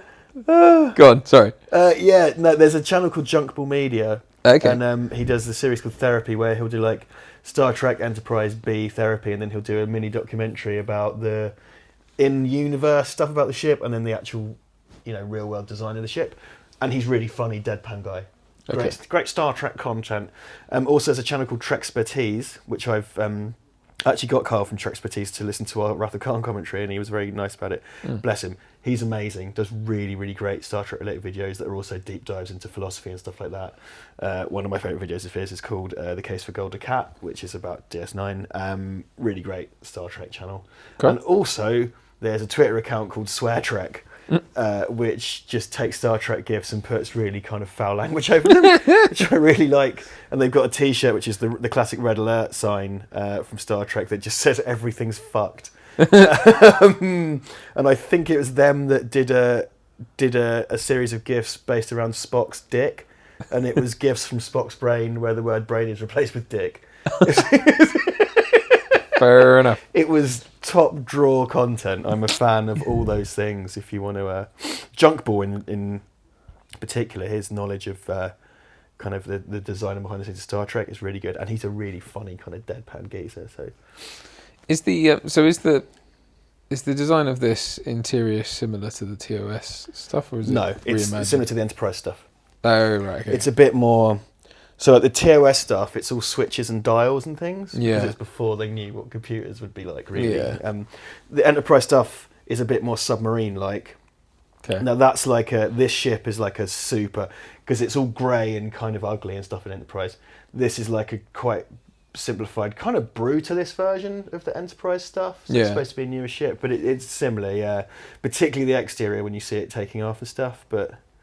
See, this is a bit like Event Horizon, isn't it, all this stuff? I was just going to say, yeah, you've got the sort of, like you said, the brutalist design, and then, yeah, you've got the captain's log thing playing in the background. So their kind of uniforms are the, they're kind of like the Enterprise out. Yeah. It's a bit like this thing. This pissed me off at the... When it pissed me off, I just thought it's dumb. It's just like, well, they showed this Kirk on this Kirk likes the Beastie Boys and motorbikes. Yeah, but he had like a hover bike in the last one, didn't he? It wasn't a real motorbike. It is, yeah, I think but I guess it works in the same way or whatever. I don't know. But then it's like, how is that bike? That bike is what, thousands of years old? Oh no! It's like 70 or 80 years old or something. The ship's only supposed to be like 8 years old. Yeah, I know, but the bike looks like it's from our time. Well, it's a Triumph or something. I think it's like a space Triumph. I think it's kind of made to look like one, but I think it is like a future bike or whatever. I'm going to give them. Sounds like it runs on, because when he's driving around in it, it sounds like it's running on petrol and. Well, I'll tell you, my fundamental problem with that is the reason there is a motorbike on the USS Franklin is because they want Kirk to look cool on a motorbike. Yeah. There is no... and it's like, oh, it's for short exploration. It's like, fuck off, it's a starship. Yeah. Like, you know, I mean, like, if on Enterprise they had motorbikes everywhere, I'd be like, it's because you showed Kirk on a motorbike once, and now you want Kirk on a motorbike. That's all that is. It doesn't make any sense to me. Plus, like, you would never, like, if that sat there for 70, 80 years, like, it would never start on the fuel that's in the tank. That would have separated and gone all mushy. Like, there's no... I'm going to give them the benefit of the doubt. I'm going to say it's like an energy-based, spacey-wacy bike that just looks like a normal bike. Because it's on a starship, and in Star Trek times that's shit. And I think it's supposed to be like a Starfleet bike or whatever for exploration, not to make your fucking actor look cool. You'd have a quad bike if that... Anyway, it doesn't matter. Well, I'm going to give them the benefit of the doubt. I just think it's dumb, and it's just there to make Chris Pine look cool. Fair enough. I've got mixed feelings about Kirk being into the Beastie Boys because I fucking love the Beastie Boys, but it's just J.J. Abrams shoehorning in the things because that's been a motif since the first film. Yeah, but the thing is, does Kirk actually listen to them, or is it just playing? No. He in the first movie he's got it playing in the car. He's playing Sabotage in the car when he's running away from the robot policeman. Right, and then in the second one when he's banging the it's diegetic. Yeah, yes. It's actually diegetic in all three films. Okay. Because he plays. Yes, true. They use it to jam the frequency in this. Yes. The second one, I think it's an Orion girl. That's the green skin girl that he's shagging. I love it when there's such a good bit of colour, and where they beam Spock out first. Yeah, it's like, typical. Yeah. It's out. It's just typical. I just think it's J.J. Abrams because there's a character in I think The Force Awakens or the new Star Trek movies called Elo Asti, which is a reference to Hello Nasty, the Beastie Boys album. Okay. So it's just Abrams just shoehorning this shit in. I got to say, if I was making... I would shoehorn that shit into my films, but not like maybe a Star Trek one. Well, didn't he put R2-D2 in... Yeah, they're like in the rubble. The debris. That's a classic ILM thing, though, they used to love, because I think Indiana Jones has they're in an inscription in one of the caves somewhere. Yeah. You know. Well, it's supposedly in Event Horizon. Some of the Event Horizon is made out of X-wings or something that you can see. Oh yeah, which right. I've never seen, but that's classic IMDb trivia section shit, isn't it? Yeah. It's just kind of like, there are several upside down X-wings glued to the bottom, and then you're like, okay, I can never see them, but you know, whatever. Yeah. Yeah, actually, Kirk and Spock spend quite a lot of time apart in this film. Yeah. But it's, you know, they spent most of the last film doing the last two films doing Kirk and Spock stuff, so that's okay. Yeah. That's okay, I guess. Yeah, so he's got like an eggy ancient tricorder. They get to do like their little detective thing's called a tricorder. Okay. And there's a medical tricorder, and there's a science tricorder, and what's over tricorders? Not to be confused with the bicorder. Bicorder, bicurious corder. Holograms. Such holograms. Meaning nothing, apart from there's a guy... Oh, that's Kirk. They fucking love... How is that a better way to look at information, though? That's what I don't understand. Well, that's the thing often with this stuff, isn't it? Yeah. You've just got to question how it's better. Yeah. It's just like, yeah, come on. I got to say, in terms of like... Well, firstly, Star Trek has this real fucking... But in the movies, they've got this real boner for revenge-based villains. So when they first did it in Wrath of Khan, it was... Because the Wrath of Khan's actually a sequel to an episode called The Space Seed. So the Ricardo Montalban played that character before. There you go, there's you. Yeah, so I confused that for the traitor. That is got like... So looks like a face hugger. I really like you, Sophie. Like, you're really good, but that is gross. Yeah, I know. I'm sure she's got a really great personality and everything, but... Dude, she's so lovely. She's great to work with that head thing. Ugh. Let's hope that the collars and cuffs don't match. Oh my god! Oh! And before you know it, you're sat next to Bones in that disciplinary. Yeah. You said what about Sophie Snatch? Don't say Snatch! Yeah. I did, I workshopped with my flatmate. I come up with what my Star Trek series would be. And it would be called Star Trek Arbitration. And it would be set on Earth, and it would be about HR in the Star Trek universe. So it would be sort of like, you know, if you're replaced by your mirror universe double, who then, you know, does something heinous at work and then goes back to their own universe and no one can tell, how would you prove that in a disciplinary? And it's just like, if your whole crew spends a month in the past, do you lose holiday days? It's like really involved, just kind of like HR shit. But then again, you know, the put for overtime. The annoying thing about my pitch for that series is that it takes place in like a moneyless society. It's a post-scarcity, post-money society. So would you still have holiday days and stuff like that? Yeah. You're not getting paid, right? So like, that's true. Yeah, is that how that works here then? That no one actually gets paid. It's just there's no money because there's no scarcity, so everybody has everything they need. So right. I won't get into the fucking debate surrounding that because Jesus Christ. No, but it's a what if scenario. It doesn't matter. But why then would Chekhov hide a bottle of whiskey in his locker? Well, like on Earth, if you could just get anything. No, on Earth it's like that, but in the galaxy it's different, and then you've got to think about this. And I'm guessing this is. I don't think they have replicators in this era. Well, they never show replicators in this era of Star Trek, which is where you can just magic up whatever you want. Oh, okay. Which is why I would immediately die of diabetes. It's kind of like, I want like a kilo of ice cream, but half the kilo should be Maltesers, and it should be covered in gravy. Yeah, I'd probably just end up smashed on the finest scotch. Yeah, exactly. But then getting whiskied up all the time. But then you just be like, yeah, and I want to conjure me up a hangover cure. Oh my god. Yeah. Can I have the wake up juice from Back to Future 3? Yeah. And the peg.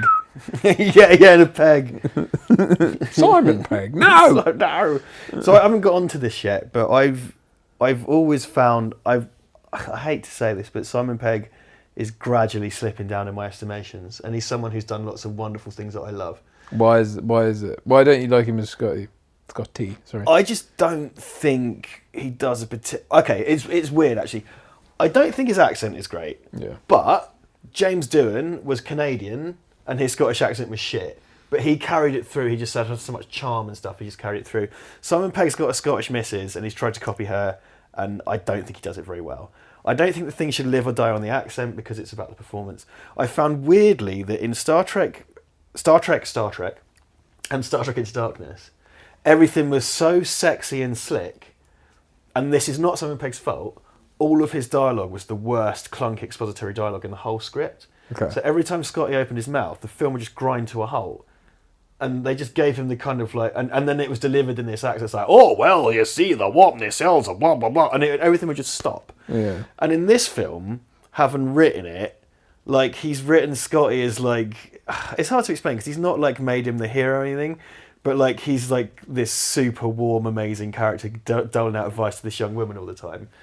And this is a real nitpick, but he keeps saying fucking lassie all the time. And it's like, we get it. Do you want to wear a fucking kilt and have a soul tie drawn on your face and go, I'm from Scotland, every 5 minutes? So I found it really... It's like, oh, lassie. Well, lassie. Lassie with the lassie, or the lassie, it's a lassie. Ooh, the lassie. And it just really starts... The thing that stood out for me with that as well is the fact that, like, she's a character who they do that old gag of, like, just call me Scottie. Okay, Montgomery Scottie. You know, the thing of, like, she takes everything literally. But then when he calls her lassie, why isn't she going, no, jailer?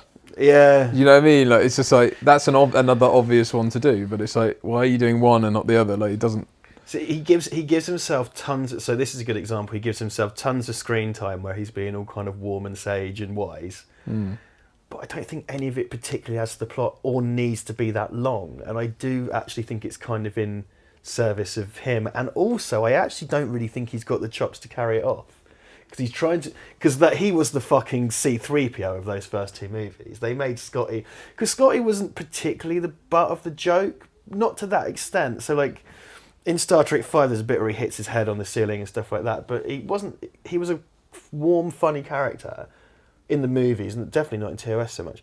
But in this, he's... And do you know what as well? No, fuck it. And Deep Roy plays R2-D2. You know, his little... Yeah. They give him that little buddy. Yeah. So they're the fucking Rosencrantz and Guildenstern fucking comedy relief characters. Yeah. Which is not what Scottie was. And just the way he performs it. And then he suddenly decides they fuck off Deep Roy. Yeah. And decide that he's fucking Obi-Wan in this one. And he's trying to do all this kind of really earnest, sort of wise dialogue, but I just don't think he has the acting chops to pull it off, and a lot of it is really uneconomical. So for different reasons, every time he opens his fucking mouth, the film grinds to a halt. I've clearly got feelings about that, obviously, but yeah, I don't know, I just find it kind of stiff. And like I say, he wrote this, and I think it's good. I like it. It's decent. It's good. You know. Yeah, I like it.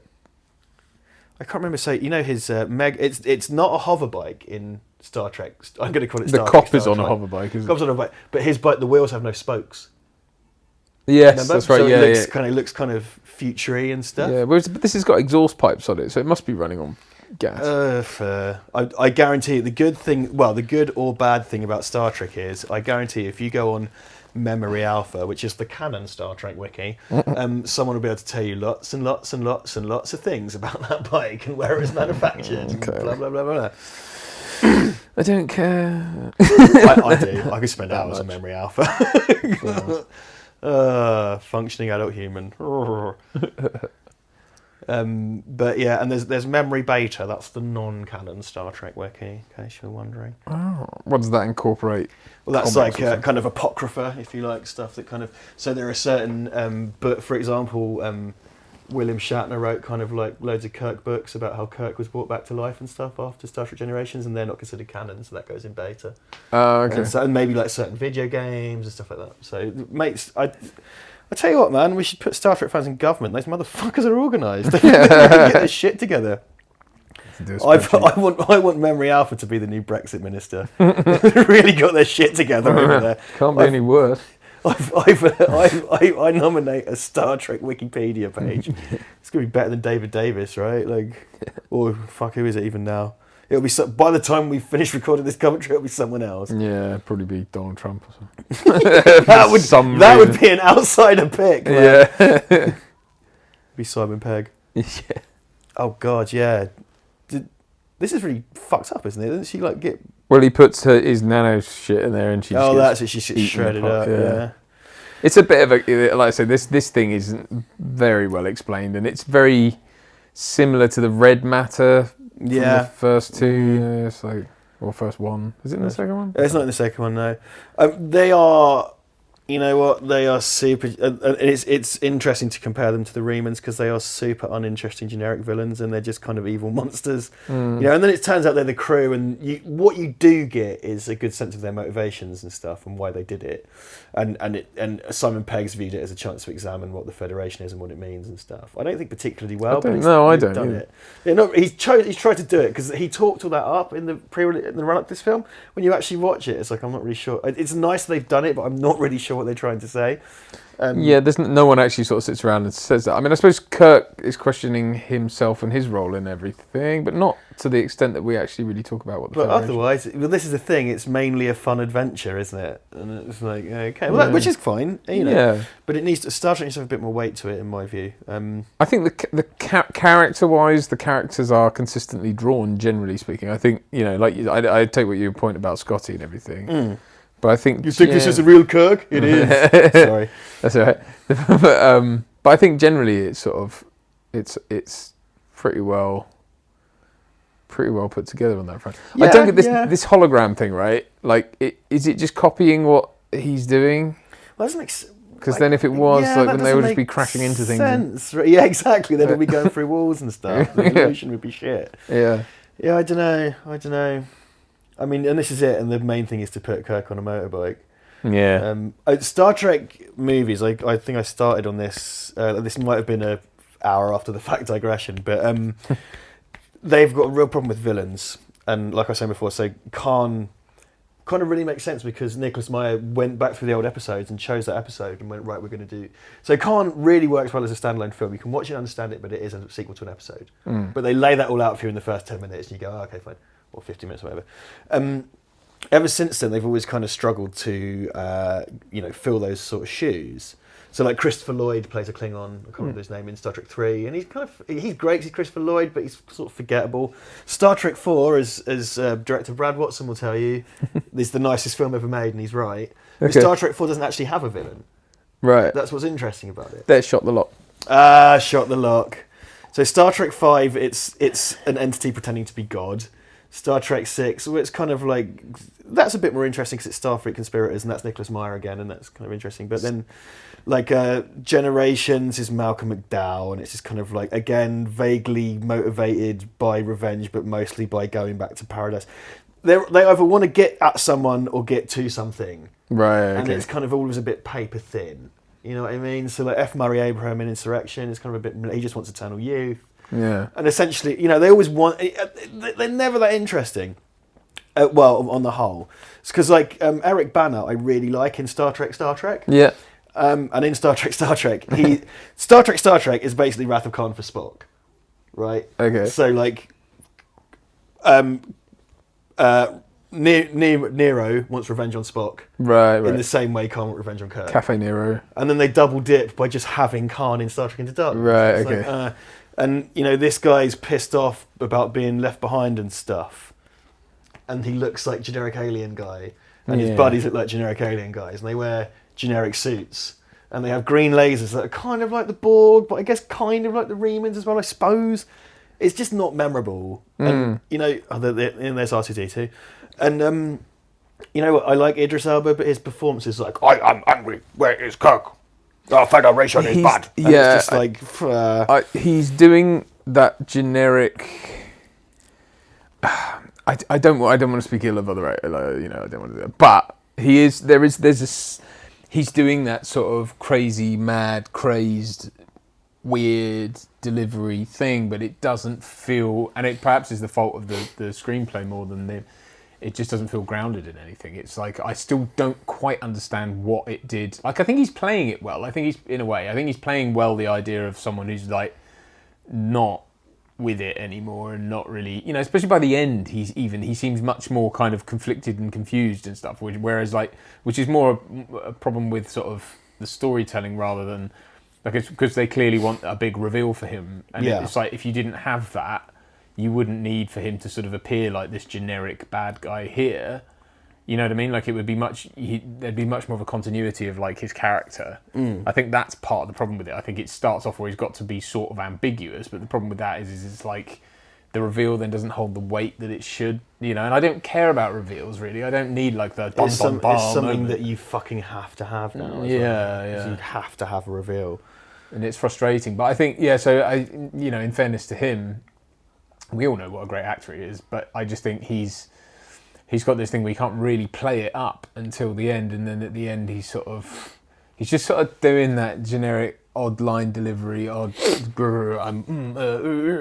all over the place. It's not. It doesn't hold. Code to Enterprise. Yeah, it doesn't. I don't know. I mean, I'm perhaps being unkind, but it just doesn't sort of. He doesn't have much to work with. To reprise a phrase I coined recently, it doesn't tickle my particular pickle. Fair enough. And because it's like, Kirk, you are bad. I am sad. Federation bad. And the thing is, by the end. It's because what's nice is kind of like there's a clear progression for that character. It's a bit boilerplate because it goes from being alien to human again. And at the end, when they're on Yorktown, he's able to kind of have a bit of a speech about it and stuff. But he's still basically kind of paper thin, and you kind of get where he's coming from and stuff. You understand his motivations, but they're just not very interesting, and he's not very sympathetic. And for him to be the guy who sort of took down the Enterprise, it feels a bit unearned. Like, you know what I mean? I don't get that. Like it's like I say, it's sort of like that. It all feels like something, like in any other story, they'd have just gotten away from all of this really quickly. Yeah, you know what I mean. This would have been a sidebar. It wouldn't have been the main kind of. Well, that's because like Khan is a shitty villain, but you understand. Like, and this is something that In Star Wars just didn't get. On one hand, he's charming and erudite, and he's constantly quoting Melville and Shakespeare and stuff like that, and he's supposed to be this kind of he's supposed to be Space Hitler essentially, but he's like got this kind of charm to him, but also he was fucked over and his wife's dead and he wants to protect what he now knows as his family, and there's reason for it. Whereas in Star Trek Into Darkness, he's just a bastard, but he's got the same motivations, but it's done in a paper thin way. So Khan's kind of like Khan's sort of, you empathise with him on some levels, even though you shouldn't. Like this guy, you get it, he's been fucked over, but schmear, and you know that he's just going to be killed by the end and not be an ongoing threat, and so it's kind of hard to be too invested in him. Yeah. I don't know. I mean, Idris is fucking great, man, but again, in this, he spends most of it under heavy makeup going, rah, rah, rah, rah, rah, and then he's done. Hey, fucking Idris got paid, whatever, but... Dude, no, I mean, like, I don't, like I say, I don't want to say he does a bad job. I suppose it is just a combination of, it's various things that they've wanted to do with his character that just don't... It's a combination of things. I think the design of him as, before he's revealed to be human is a bit bland. I think it's a great makeup job, don't get me wrong, but I think just the design is a bit meh. I think even though I understand the intentions behind it, and I'm fully appreciative of that, but I just think well, the whole thing is a very it's a very kind of ham-fisted metaphor for being twisted by your evil intentions. What's all that as well? That swarmy technology that they have and stuff like that for a bunch of people who effectively live in a hut in a. Oh, they've been cannibalising anyone who comes near the planet. Like anyone who lands on the planet, they capture them and steal their technology and retro-engineer it. So the idea is they've been incredibly long-lived through stealing life. Which is very similar to Star Trek Insurrection with F. Murray Abrams a little bit anyway. It just feels like it's missing something like where you need to see an underground base for all of that or something, because really all you've seen is that little hut. It's just kind of there, isn't it? It's just kind of there. Yeah. It always it feels a little bit unearned. So this ship, it's kind of like vaguely like the inside of the NX-01 Enterprise in that it's kind of a bit brutalist and grey. It's not exactly the same, but it's supposed to be a bit of a newer ship. Okay. And then from the outside is where the design shares more kind of features, but like again, if you go watch Junk Ball Media, like his dude, it's nuts. He's so sort of like, yeah, well, there's these raised lights on the aft nacelles, and there's some running lights there, and there's the whole livery, which is quite similar, and it's just like he's got all the terminology. Wow. Doesn't sound very interesting, but he's really deadpan. He's a really funny guy. Like I thoroughly recommend those. Okay. And I think he did one on this ship as well. He's definitely done one on the the redesigned Enterprise and stuff. And even the Enterprise A, the version of Enterprise A that they do in this, it's got a thicker neck. You think this is the real spaceship? It is. The Franklin. I've managed to milk that joke so much over the years. They even did it in Star Wars: The Last Jedi when like Hollow Luke comes at the end. Oh yeah, of course. He pretends, you think this is the real Luke? It's not. It's not. Arnold as Luke Skywalker. That'd be so good. Yeah, Mark Hamill's out. So My sister has it. My father had it. So the great thing is, you could do the impressions of like Star Wars Luke as young Arnold, and then Trilogy Luke as old Arnold. Yeah. What was something that young Luke said? I'm a Star Wars. Listen up, guys. I'm a Star Wars. But to get some power converters. Hachi Station. Hachi Station, right? I mean, can you imagine how much I am in heaven? Or not, as the case may be? I'm drinking blue milk at home. Getting the feeling of drinking blue milk in the gym. I mean, I'm drinking blue milk day and night. So basically, pumping iron in the Star Wars universe. Oh, I love it. I wonder if he means old Ben Kenobi. That would be such a weird film. Yeah. I mean, can you imagine this enormous Hercules in New York-esque Arnold in like those karate pajamas? Yeah. But, well, much like the 90s action figure of it. Oh, dude, yeah. Adam and Joe did a whole segment on that. Yeah, where they compared like old figures versus new figures and stuff. And it's... I never got that, like why he was so roided up. Like it didn't make any sense. Well, it kind of speaks to the sensibility of the 90s, I think, because it was coming off the back of all those action movies, because Star Wars happened before all that. Yeah, I guess so. So it was really weird.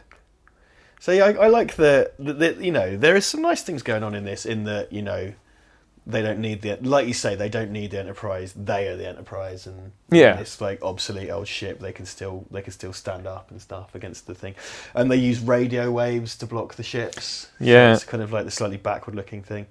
Yeah, but that there's been a running thing of that a lot of late in films about using the old school ways, being and being like, to defeat an enemy who's technology based, you need to look. It's to the not past. something I agree with, man. This whole kind of backward looking thing. You know, I get really annoyed if people going like, well, all you do is sit around looking at your phones, and it's like, fuck off, you had books, don't do that shit. It's like this idea that everyone would just walk around high-fiving each other in the street. Go fuck yourself. I've seen a picture of old trains, and they're all just got their noses in their newspaper.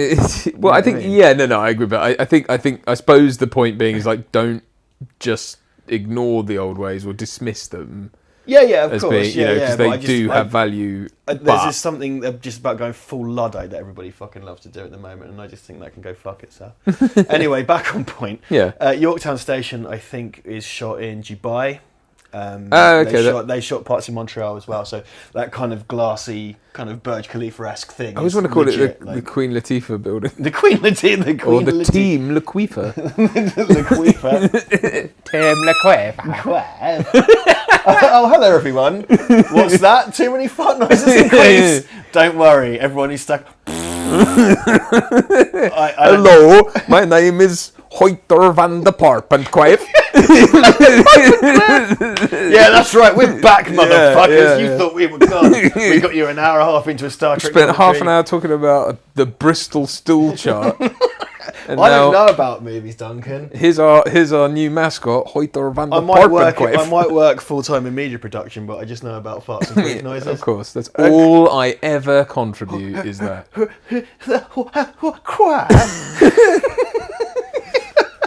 Half an hour left. Such quaff. The quaffulin. Captain, we need to put the quaff in the dilithium quaff. Star quaff and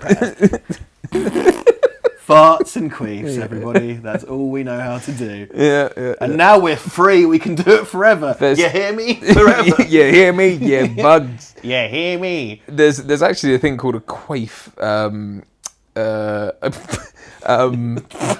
Differential. There's in cars. Wonderful. You can. There's a company called Quaif that make differentials, and they're very well regarded. If you're lost and you look, then you will find Quaif. Time after time. There's a lot of car like things on YouTube that I watch, and they're like, I've installed a Quaif differential. I'm like, sorry, but it's just right. I'm going to drag it kicking the stream back to Star Trek, though I did start that. Something they do in this is actually it was referenced in Enterprise. Yeah, the transporters were only used for goods and not people because they weren't perfected yet. Okay. And a running thing in Star Trek has been that Bones hates transporters, doesn't trust them. So they transport him in an obsolete transporter in this, and he freaks out about it. And that's an ongoing thing. So that's like a callback. Yeah. So he's not comfortable with that. Fair And enough. they just kind of did that. And they've kind of dovetailed Spock and Bones' relationship in this because they go off on a mission together and stuff. And they do their kind of wacky odd couple shit and da-da-da, which is great because he understands the characters, respects them, etc., etc. So yeah, you know, that's what's going on. That's carrying on here. He's saying lassie all the time for whatever reason. Lassie, lassie, lassie, lassie. Yeah, but that accent's too good. Hello. I don't know why. I mean, like, really, he didn't need to be. Bearing in mind that they were great pains to say that an awful lot of the Kelvin timeline has been changed because of butterfly effect or whatever. Why make him Scottish? I don't think you could just say his name's Scottie and make a joke about. Steady. Let's not get carried away. No, I mean, let's not get carried away. You leave that alone. I don't have a problem with him being Scottish. I just mean, like, if you have to cast Simon Pegg. Like, you could do that. I would hate that. More than this? I would hate that. No. If it was just Simon Pegg being English, I'd be really annoyed. I'd rather do a shitty accent. Yeah, to be honest. Fair enough. I'd rather, like, because the thing is that James Doohan, man, he was Canadian. He did a shit Scottish accent. Fucking gave the character this immense warmth and everything, which is really what he brought to that role. Yeah. And he used to do interviews and stuff not in character, but in accents. There's a clip of him on Wogan where he comes out as Scottie essentially because he's promoting maybe Star Trek 6 or something, and then he does his own accent about halfway through. Oh, okay. And stuff. So he used to kind of keep that up, and it was a shitty accent, but he, you know, it's what he brought to that role. And do you know what? It was the 1960s to begin with, so that's that. Yeah. You know. Well, it's like John Hillerman who played Higgins in Magnum PI. You know, everyone thought, because he did such a good job with that British accent, everyone thought, but he was Texan. Like, he had a very thick Texan accent. In fact, I think there's a couple of episodes where he plays like his long lost cousin, like as a cover, like not his actual long, right? And where it's Higgins. It's the classic thing where they let the actors do their own accent. Yeah, right. And it's like it almost sounds bad. Like, it sounds like he's doing a bad Texan accent, but that's how he sounds. It's really weird. Yeah. Well, it's like loads of Americans that I've heard this through. My friend's got an American family, and I've heard this a few times. Just had no idea that Hugh Laurie was British. And for us, he's been on TV since the fucking 80s doing comedy, and when he did House for like 8 years or whatever. I just can't hear his American accent. I think is okay, but all I can hear is him. I can't really hear. Yeah, I can't. I can still just hear like the Prince Regent. Crikey, Blackadder. It's that sort of going on. Yeah, exactly. That's what I hear. I hear the Prince Regent. Woof. You know, it's that sort of. Yeah, it's not. Yeah. No, it's weird, isn't it? So it's hard for me to be too angry about seeing an enemy being defeated by the music of the Beastie Boys, but to see it in a Star Trek film, it's just an excuse to have them play it again and go through a big ball of fire. But and you know what? Apparently Simon Pegg was really miffed that they used this in the trailer. That's the thing as well. Like Simon Pegg and Edgar Wright, I guess. What I always liked, on top of everything they did in Spaced and the Cornet trilogy, is that they always referenced like hip hop and old school hip hop. Okay. And they used to use like ninja tune artists. I think that's Cinematic Orchestra, Mr. Scruff. And, you know, they have Man Parrish and Shaun of the Dead. It's not hip hop, it's electro, prick. And they had really cool music, British hip hop and instrumentals and stuff. And they used to reference Beasties and whatever, and Public Enemy and whatever in all their stuff, which is just an extra layer of that. You know, that was what was weird about it, because on one side of the coin it was this really geeky stuff, but then it was this really cool stuff. Yeah. And I think that's why it hit my sweet spot, because it was these two things that I was really, really into. Okay. And now it's had its kind of apex, I guess, with him putting fucking Sabotage in a Star Trek. Yeah. I think it's in Space where he says like, "Oh, what is it? All odd-numbered Star Trek films are rubbish," and now he's done 2 of them. Yeah, that's true. And the even-numbered one he was in is the worst. That's weird. So way to break the formula in a bad way. It's funny though that, like, you know, I look at that and, like, you've got to remember, like, I'm sure Simon Pegg must have sat around much like we have watching all these things. He's a big fan of it all, wants it to be good. You know, you can't imagine that he wants it to be crap. Yeah, no. It's just a sort of, I suppose it's, do you think ego gets in the way of it? I don't know, he's so Hollywood now, but I will say this. His input to this as a screenwriter, I think, is entirely positive, and I think this put this in a more Star Trek-y direction. My problems are that I'm not mad about his performance, and I think he gives himself too much screen time for no reason. But this is way more Star Trek-y than the other two. Right. I'm saying it during a fucking Star Wars space battle scene. Yeah. But, you know, it is more Star Trek-y for my money. I do quite like this stuff when they get, because this just feels like the fucking Death Star run, right? Like all this shit. Like, I mean, it doesn't just, but it does feel like Death Star. There's elements of it. This kind of, when it merges up into the kind of city stuff, I've said this time and time before, it's the insane boner in modern film for destroying cities, and I don't know if it is, I think it's that collective trauma of 9/11 where we have to go through it time and time again till we're over it. They don't do it too much. I mean, they do this where it wipes down the side of the building. I think but it's just like people being scared in a city. Whereas in Into Darkness, they do full on 9/11 shit. Like, so they'd be foolish but people rush around the city. And this thing at the moment of augmenting real cityscapes into crazy fictional ones, because like we said before, it's gravitational planes, and this is shades of Inception because it's all these upside down things. The Yorktown is inside a marble, which is kind of cool, but it's all these planes of gravity, which is nice. What's the advantage of doing that though? I don't know why you would want to. Is it in terms of using the space, I suppose? In terms you can of build all around. It can build in every direction. I guess so. I think the main reason is because it looks cool in a film, isn't it? Yeah, it's a nice... They do that in Interstellar, don't they? They have that sort of, it's in a sphere, so you see all. Yeah, exactly. I mean, it just kind of and didn't Elysium as well? Isn't that like a kind of cylinder? Or am I mad? I feel like Elysium's kind of like a crazy. Have you seen Elysium? It's kind of a cylindrical thing, I think. Isn't Elysium what? No, that's Pandora. I'm sorry. No, I haven't seen Elysium. I think I might have mixed that in my head with the end of Interstellar. But anyway, this thing that so. I think it's a very convincing effect where they augment real skylines into this stuff. So I'm guessing this is the Dubai and maybe some of the Montreal stuff. I don't know. But like in Guardians of the Galaxy, remember the nice kind of sunny planet at the beginning? Yeah. That's the South Bank in central London. So you can see the Millennium Bridge. You can see the gherkin that they've dressed up. Yeah. And I really love that because it looks like this mad sunny place, and they just happened to have their shoot days when it was a blisteringly hot summer. Right. So like it looks like that's that part of the illusion that it's not England. It's because it looks nice. That was the only bit I think that people managed to get pictures of. You know, when there's quite often like set photography because they had people's makeup on the Millennium Bridge. But it was like the only time they were really filming in public. The rest of it was all set down, I think. So it's nice. I think that kind of stuff of augmenting stuff. And there's a future London in Star Trek Into Darkness. Yeah. But under it, unfortunately, it's under a pool of grey dourness. It's London. No, well played. Yeah, no, I stand corrected. Or as I spell it, Shithole. Shithole. Shattered Dreams Parkway.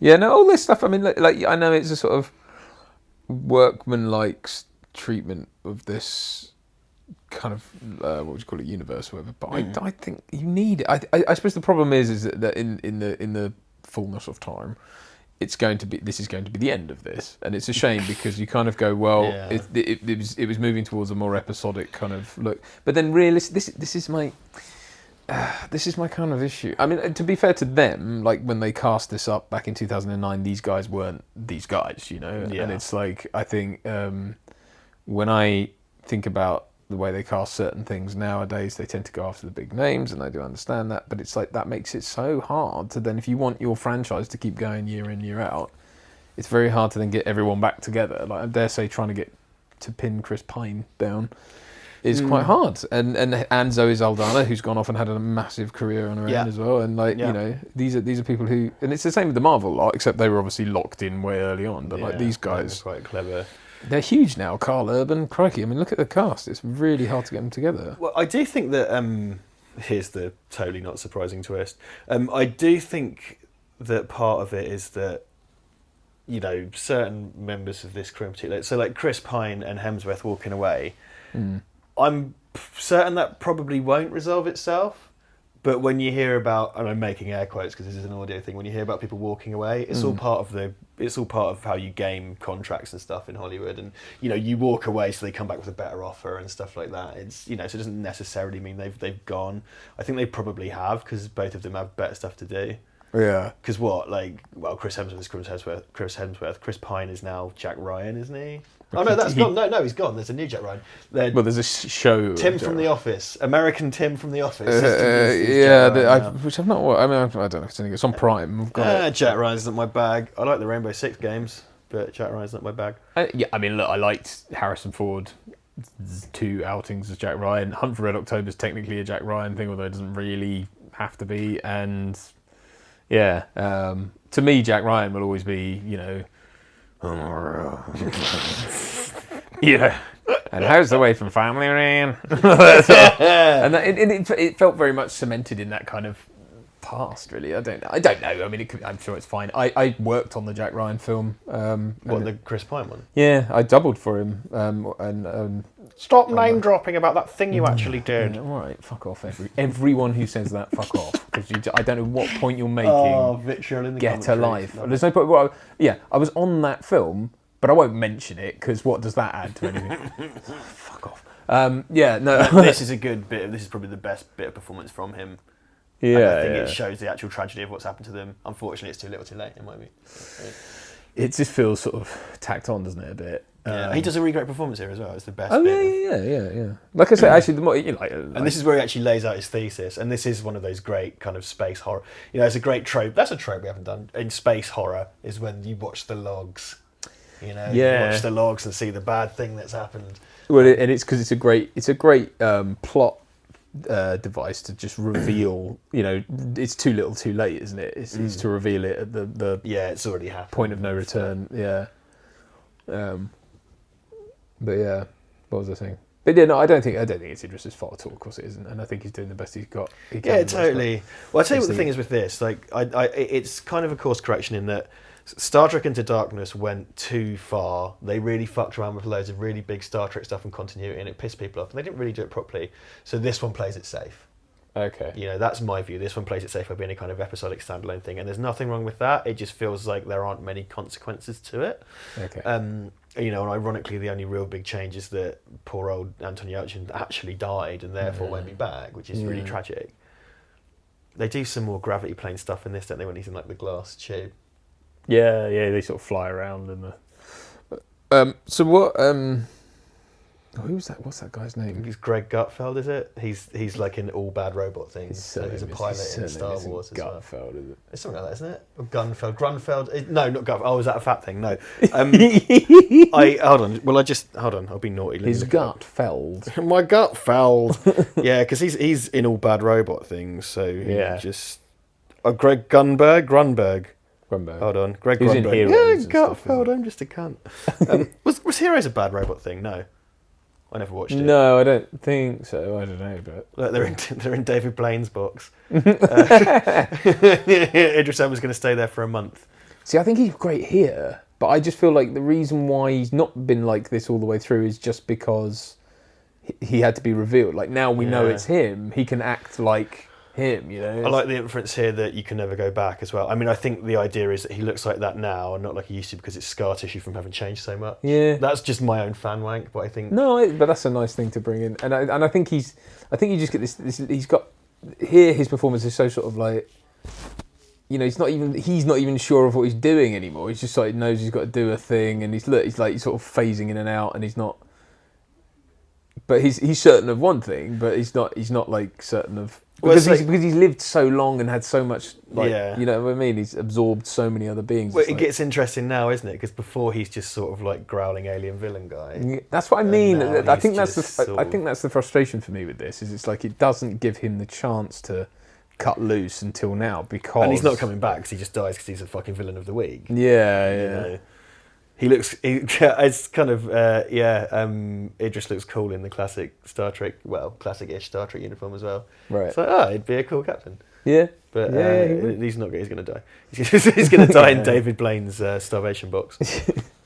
What was I going to say? Yeah, I mean, I think to me, and it not just because of performance, but because of writing and everything. I think Eric Bana's villain was probably my favourite. I really like this. I really like him in that. Yeah, I think he's great. If you break it down from a Star Trek point of view, they've just basically made a new Khan out of a Romulan. But like his performance, it's one of those funny things. Like two franchises that started off around the same time. So like Iron Man, one of my favourite things about Iron Man. Remember when Iron Man was just a standalone film? I mean, it never was really, but remember when that was just. Yeah.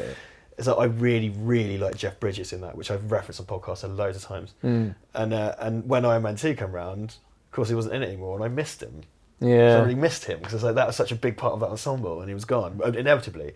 And like Eric Bana, like it's starting to start as well. It's kind of like, I really liked that performance. Like it was, it's questionable in terms of how it fits into Star Trek stuff, and And it is explained. His appearance is explained in the comic Star Trek Countdown. But got to do the voice. Countdown. Oh. Tungsten tips crews, never going to use them. But you know, I just thought it was like this really towering, colourful performance. Right. And Benedict Cumberbatch was crap. I tell you, who was good in Into Darkness was fucking Peter Weller. Yeah. He was fucking great. You don't get it, son. You don't get it, son. Yeah, no, he was great He was a villain in pretty in much everything. We had a talk about Double Downs earlier. He played a villain in Star Trek Enterprise. He played a kind of like he's kind of like I don't know how to describe this without cunts descending in the comments. He was like, and then keeping in mind this is like 10, 15 years ago, he was like the space equivalent of a white nationalist. Okay. He was like a humans first guy in Okay. Enterprise. And obviously it's set when the Federation's coming together and stuff, so he objects to expansion into space and stuff.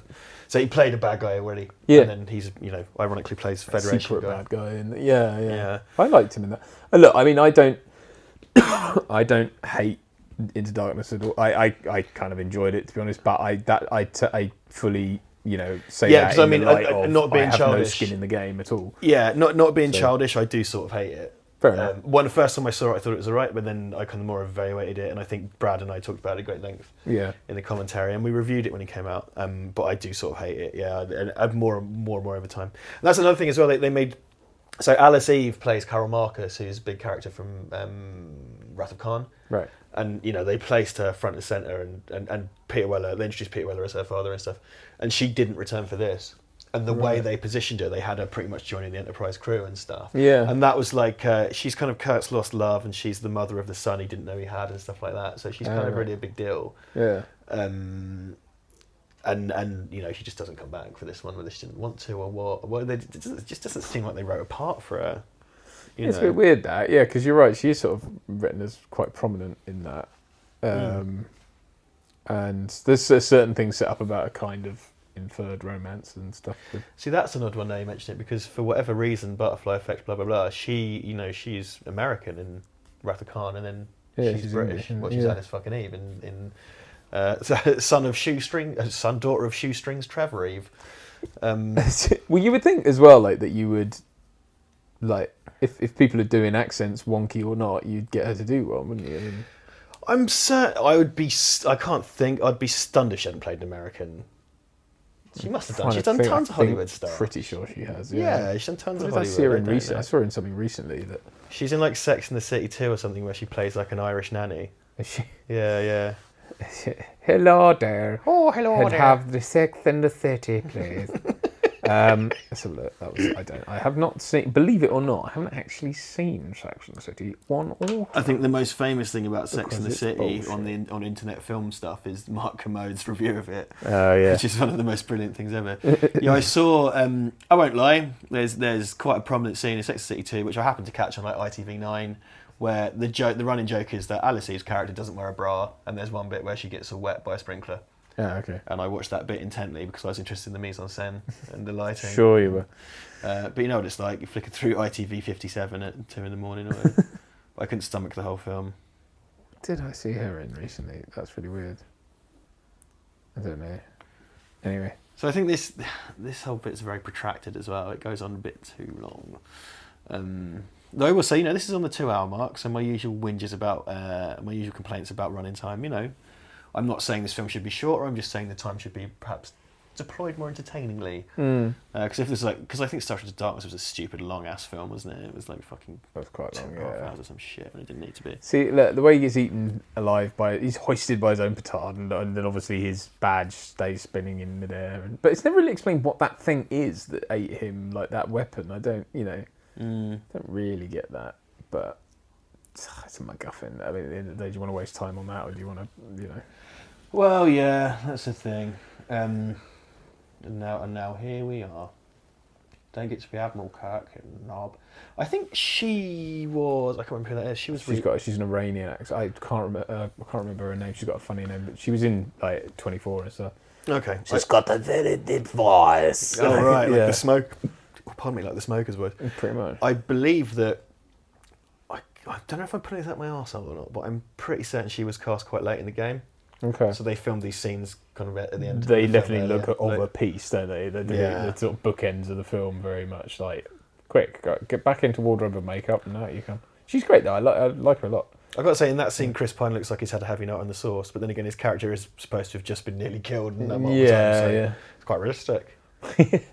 And I say this, what I like. This is a really lovely scene. It's a really sweet scene, and you know, it's the first time they tie anyone other than Leonard Nimoy back to you know this, and it's nice for them to once again acknowledge in a small way that the prime timeline still exists and so forth.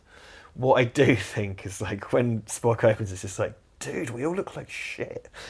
Yeah. Look at the state of us. Imagine if you showed that to everyone else, they'd be like, oh my god. Oh my god. It's really lovely. It does, yeah, it works really well. Scottie looks bugger all. Like. Well, exactly. Apart from that, everyone looks quite close. That's the fucking issue. And it's like, oh, this is from the press kit for Star Trek 6. I do like that's a bit weird, but I do like the idea that it's like all his belongings are sort of given back to him. That's a really odd. I like that's what I like about it. It's a very Star Trek conundrum. Are you your own next of kin? Well, that's it's such a great. This is what inspired like the kind of thing that inspires Star Trek arbitration. Is like that's exactly what I'm talking about. Yeah. There's been an incursion into our universe by a copy of you from an alternate timeline.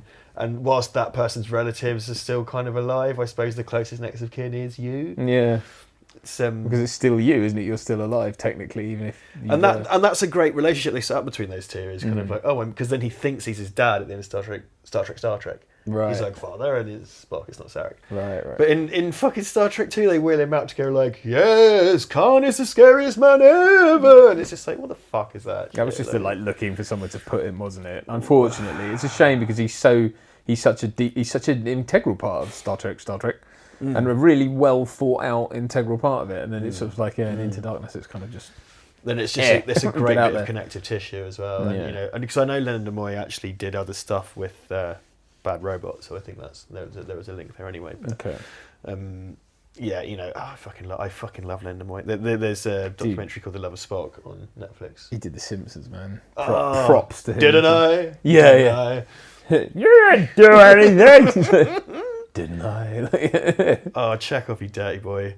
He just wants to have it off with a snail. He's trying to hit it on everyone. Yeah, space now. Oh, hello, Lassie. I thought I'd come over here. And I've got to say, something people don't perhaps appreciate, both Duncan and I have Scottish families, so we're not just two English blokes going like, oh, that shit. Well, yeah, and also he's an English bloke. Well, doing exactly, a Scottish accent, exactly. But it might sound like... It's like the fucking Highlander commentary. It's like, who do you think you are doing that? And it's like, I fucking... Yeah, probably exclusively by not Scottish people. Yeah. Getting annoyed. It's like, on their behalf. Fucking hell, man. I get to listen to it every time my mum cooks me dinner. So I like this bit where he goes, hey, Roy, we're still not wearing pants. Okay. Like, it's just like a little throwaway thing. It's just quite funny.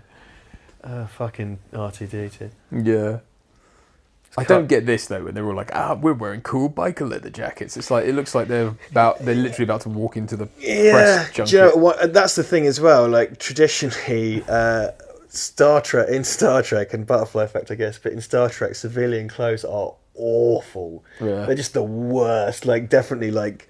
If in Star Trek: The Next Generation, everyone's kind of like downtime clothes, like they were forced to make them the last minute out of their nan's carpet. You know what I mean? It's like flame patterns and purple and beige and shit. Right. And in this, they're all cool. Look, Uhura's wearing like a little dress and that. She'd be wearing like a flame pattern smock in like normal Star Trek. Yeah, look, this bit, right? It's not consistent with like how things come together because like they build the dish really quickly, but putting the neck on it took forever. By comparison, because it seems to take the same amount of time to just put a pod on the back that it takes to build the entire. This feels like fan service as well, because I guess it's in space dock, right? Yeah. You know, and that's to correct the having it on Earth. I'm not bothered by that. The imagery of it being built on Earth was great because he was at the foot of this big thing in the distance. That's the thing that Abrams was about. It was about sacrificing kind of. And who's to say it can't be sort of towed into space? There are 100 ways to explain it. It's an impressive image, and I think Abrams was more about putting the visuals and stuff first than going for the kind of story stuff. Yeah. Now we've got the sound turned down, so I can't remember if they bring back the courage thing. They do. You can hear it slightly. Oh, there we go. Yeah, cool. Okay, lovely. And I think they do it at the end of each one. Yeah. This feels like the Superman Returns intro, doesn't it? Does a bit, yeah. Flying through space thing. Yeah, well, you know, like I said, and as I say, like I'm a fan of Giacchino's They Star mix Trek it in music. with it here. Though, goes, Yeah, and I think that's... and then, yeah. Ah, nice. I think that's probably him reorchestrating, the courage theme. Yeah, it's great. No, I think it's really great. I think it gives it its own identity.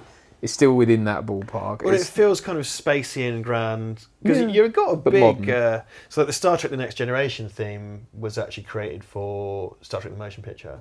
Oh, okay. And there are loads of really wonderful pieces of Goldsmith music and stuff throughout Star Trek. And Star Trek, all of the TV shows had really great themes. And you're in competition with that, to be honest. And okay, it's a bit kind of film musicy, but I know to go dun dun dun dun dun dun dun because I can't. If you can hum it, yeah, I reckon you're kind of onto a winner. Because certain movies, it's evocative. Yeah, when you've got a film that is an ensemble piece, it's very hard to because you're not writing a theme for a character. Superman, for example, is very easy to write because it's not easy to write. Don't get me wrong. Like obviously, I couldn't write that, but John Williams had a very strong sense of this was the character that was being represented. Well, Indiana Jones as well. Yeah, that's another good, and another Williams. Isn't that a thing with the green hand that came out of? Yes, that's right. Yeah, that is a reference to a TOS episode about the giant green hand. Yeah, there you go. And I think that was brought back or referenced again. Mm-hmm. So yeah, that's quite. This is the thing. I know these fuckers know their onions. But when I look at something that's had like $300 million thrown at it or whatever, it's like, yeah, well, you know how to use Wikipedia as well. But yeah, the little green hand, that's a cute thing. Look, I think Justin Lin did a really good job with this, and I actually think it's probably a bit more. It's a bit less.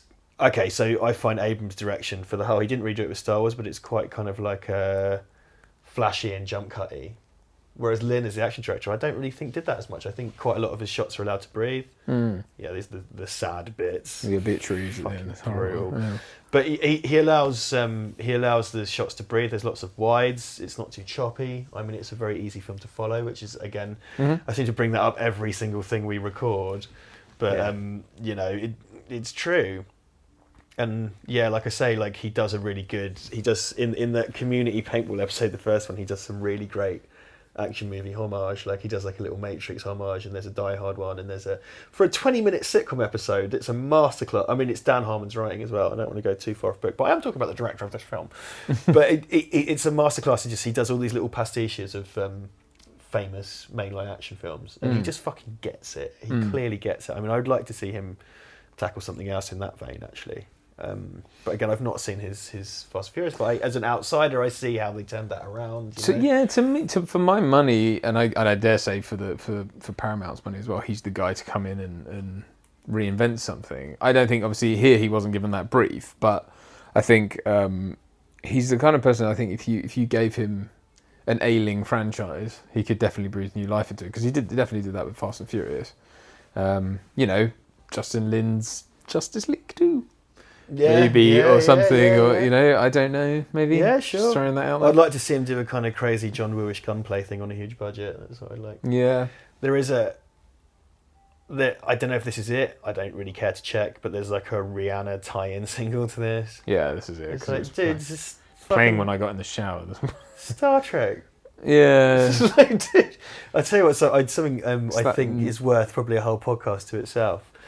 And they did it with I can't remember who did it. I might have a look. Remember in the 90s, like there would always be a tie-in song with a tie-in video where the characters would appear in character. So like Gangster's Paradise has Michelle Pfeiffer doing the reverse sit on the chair thing. Yeah.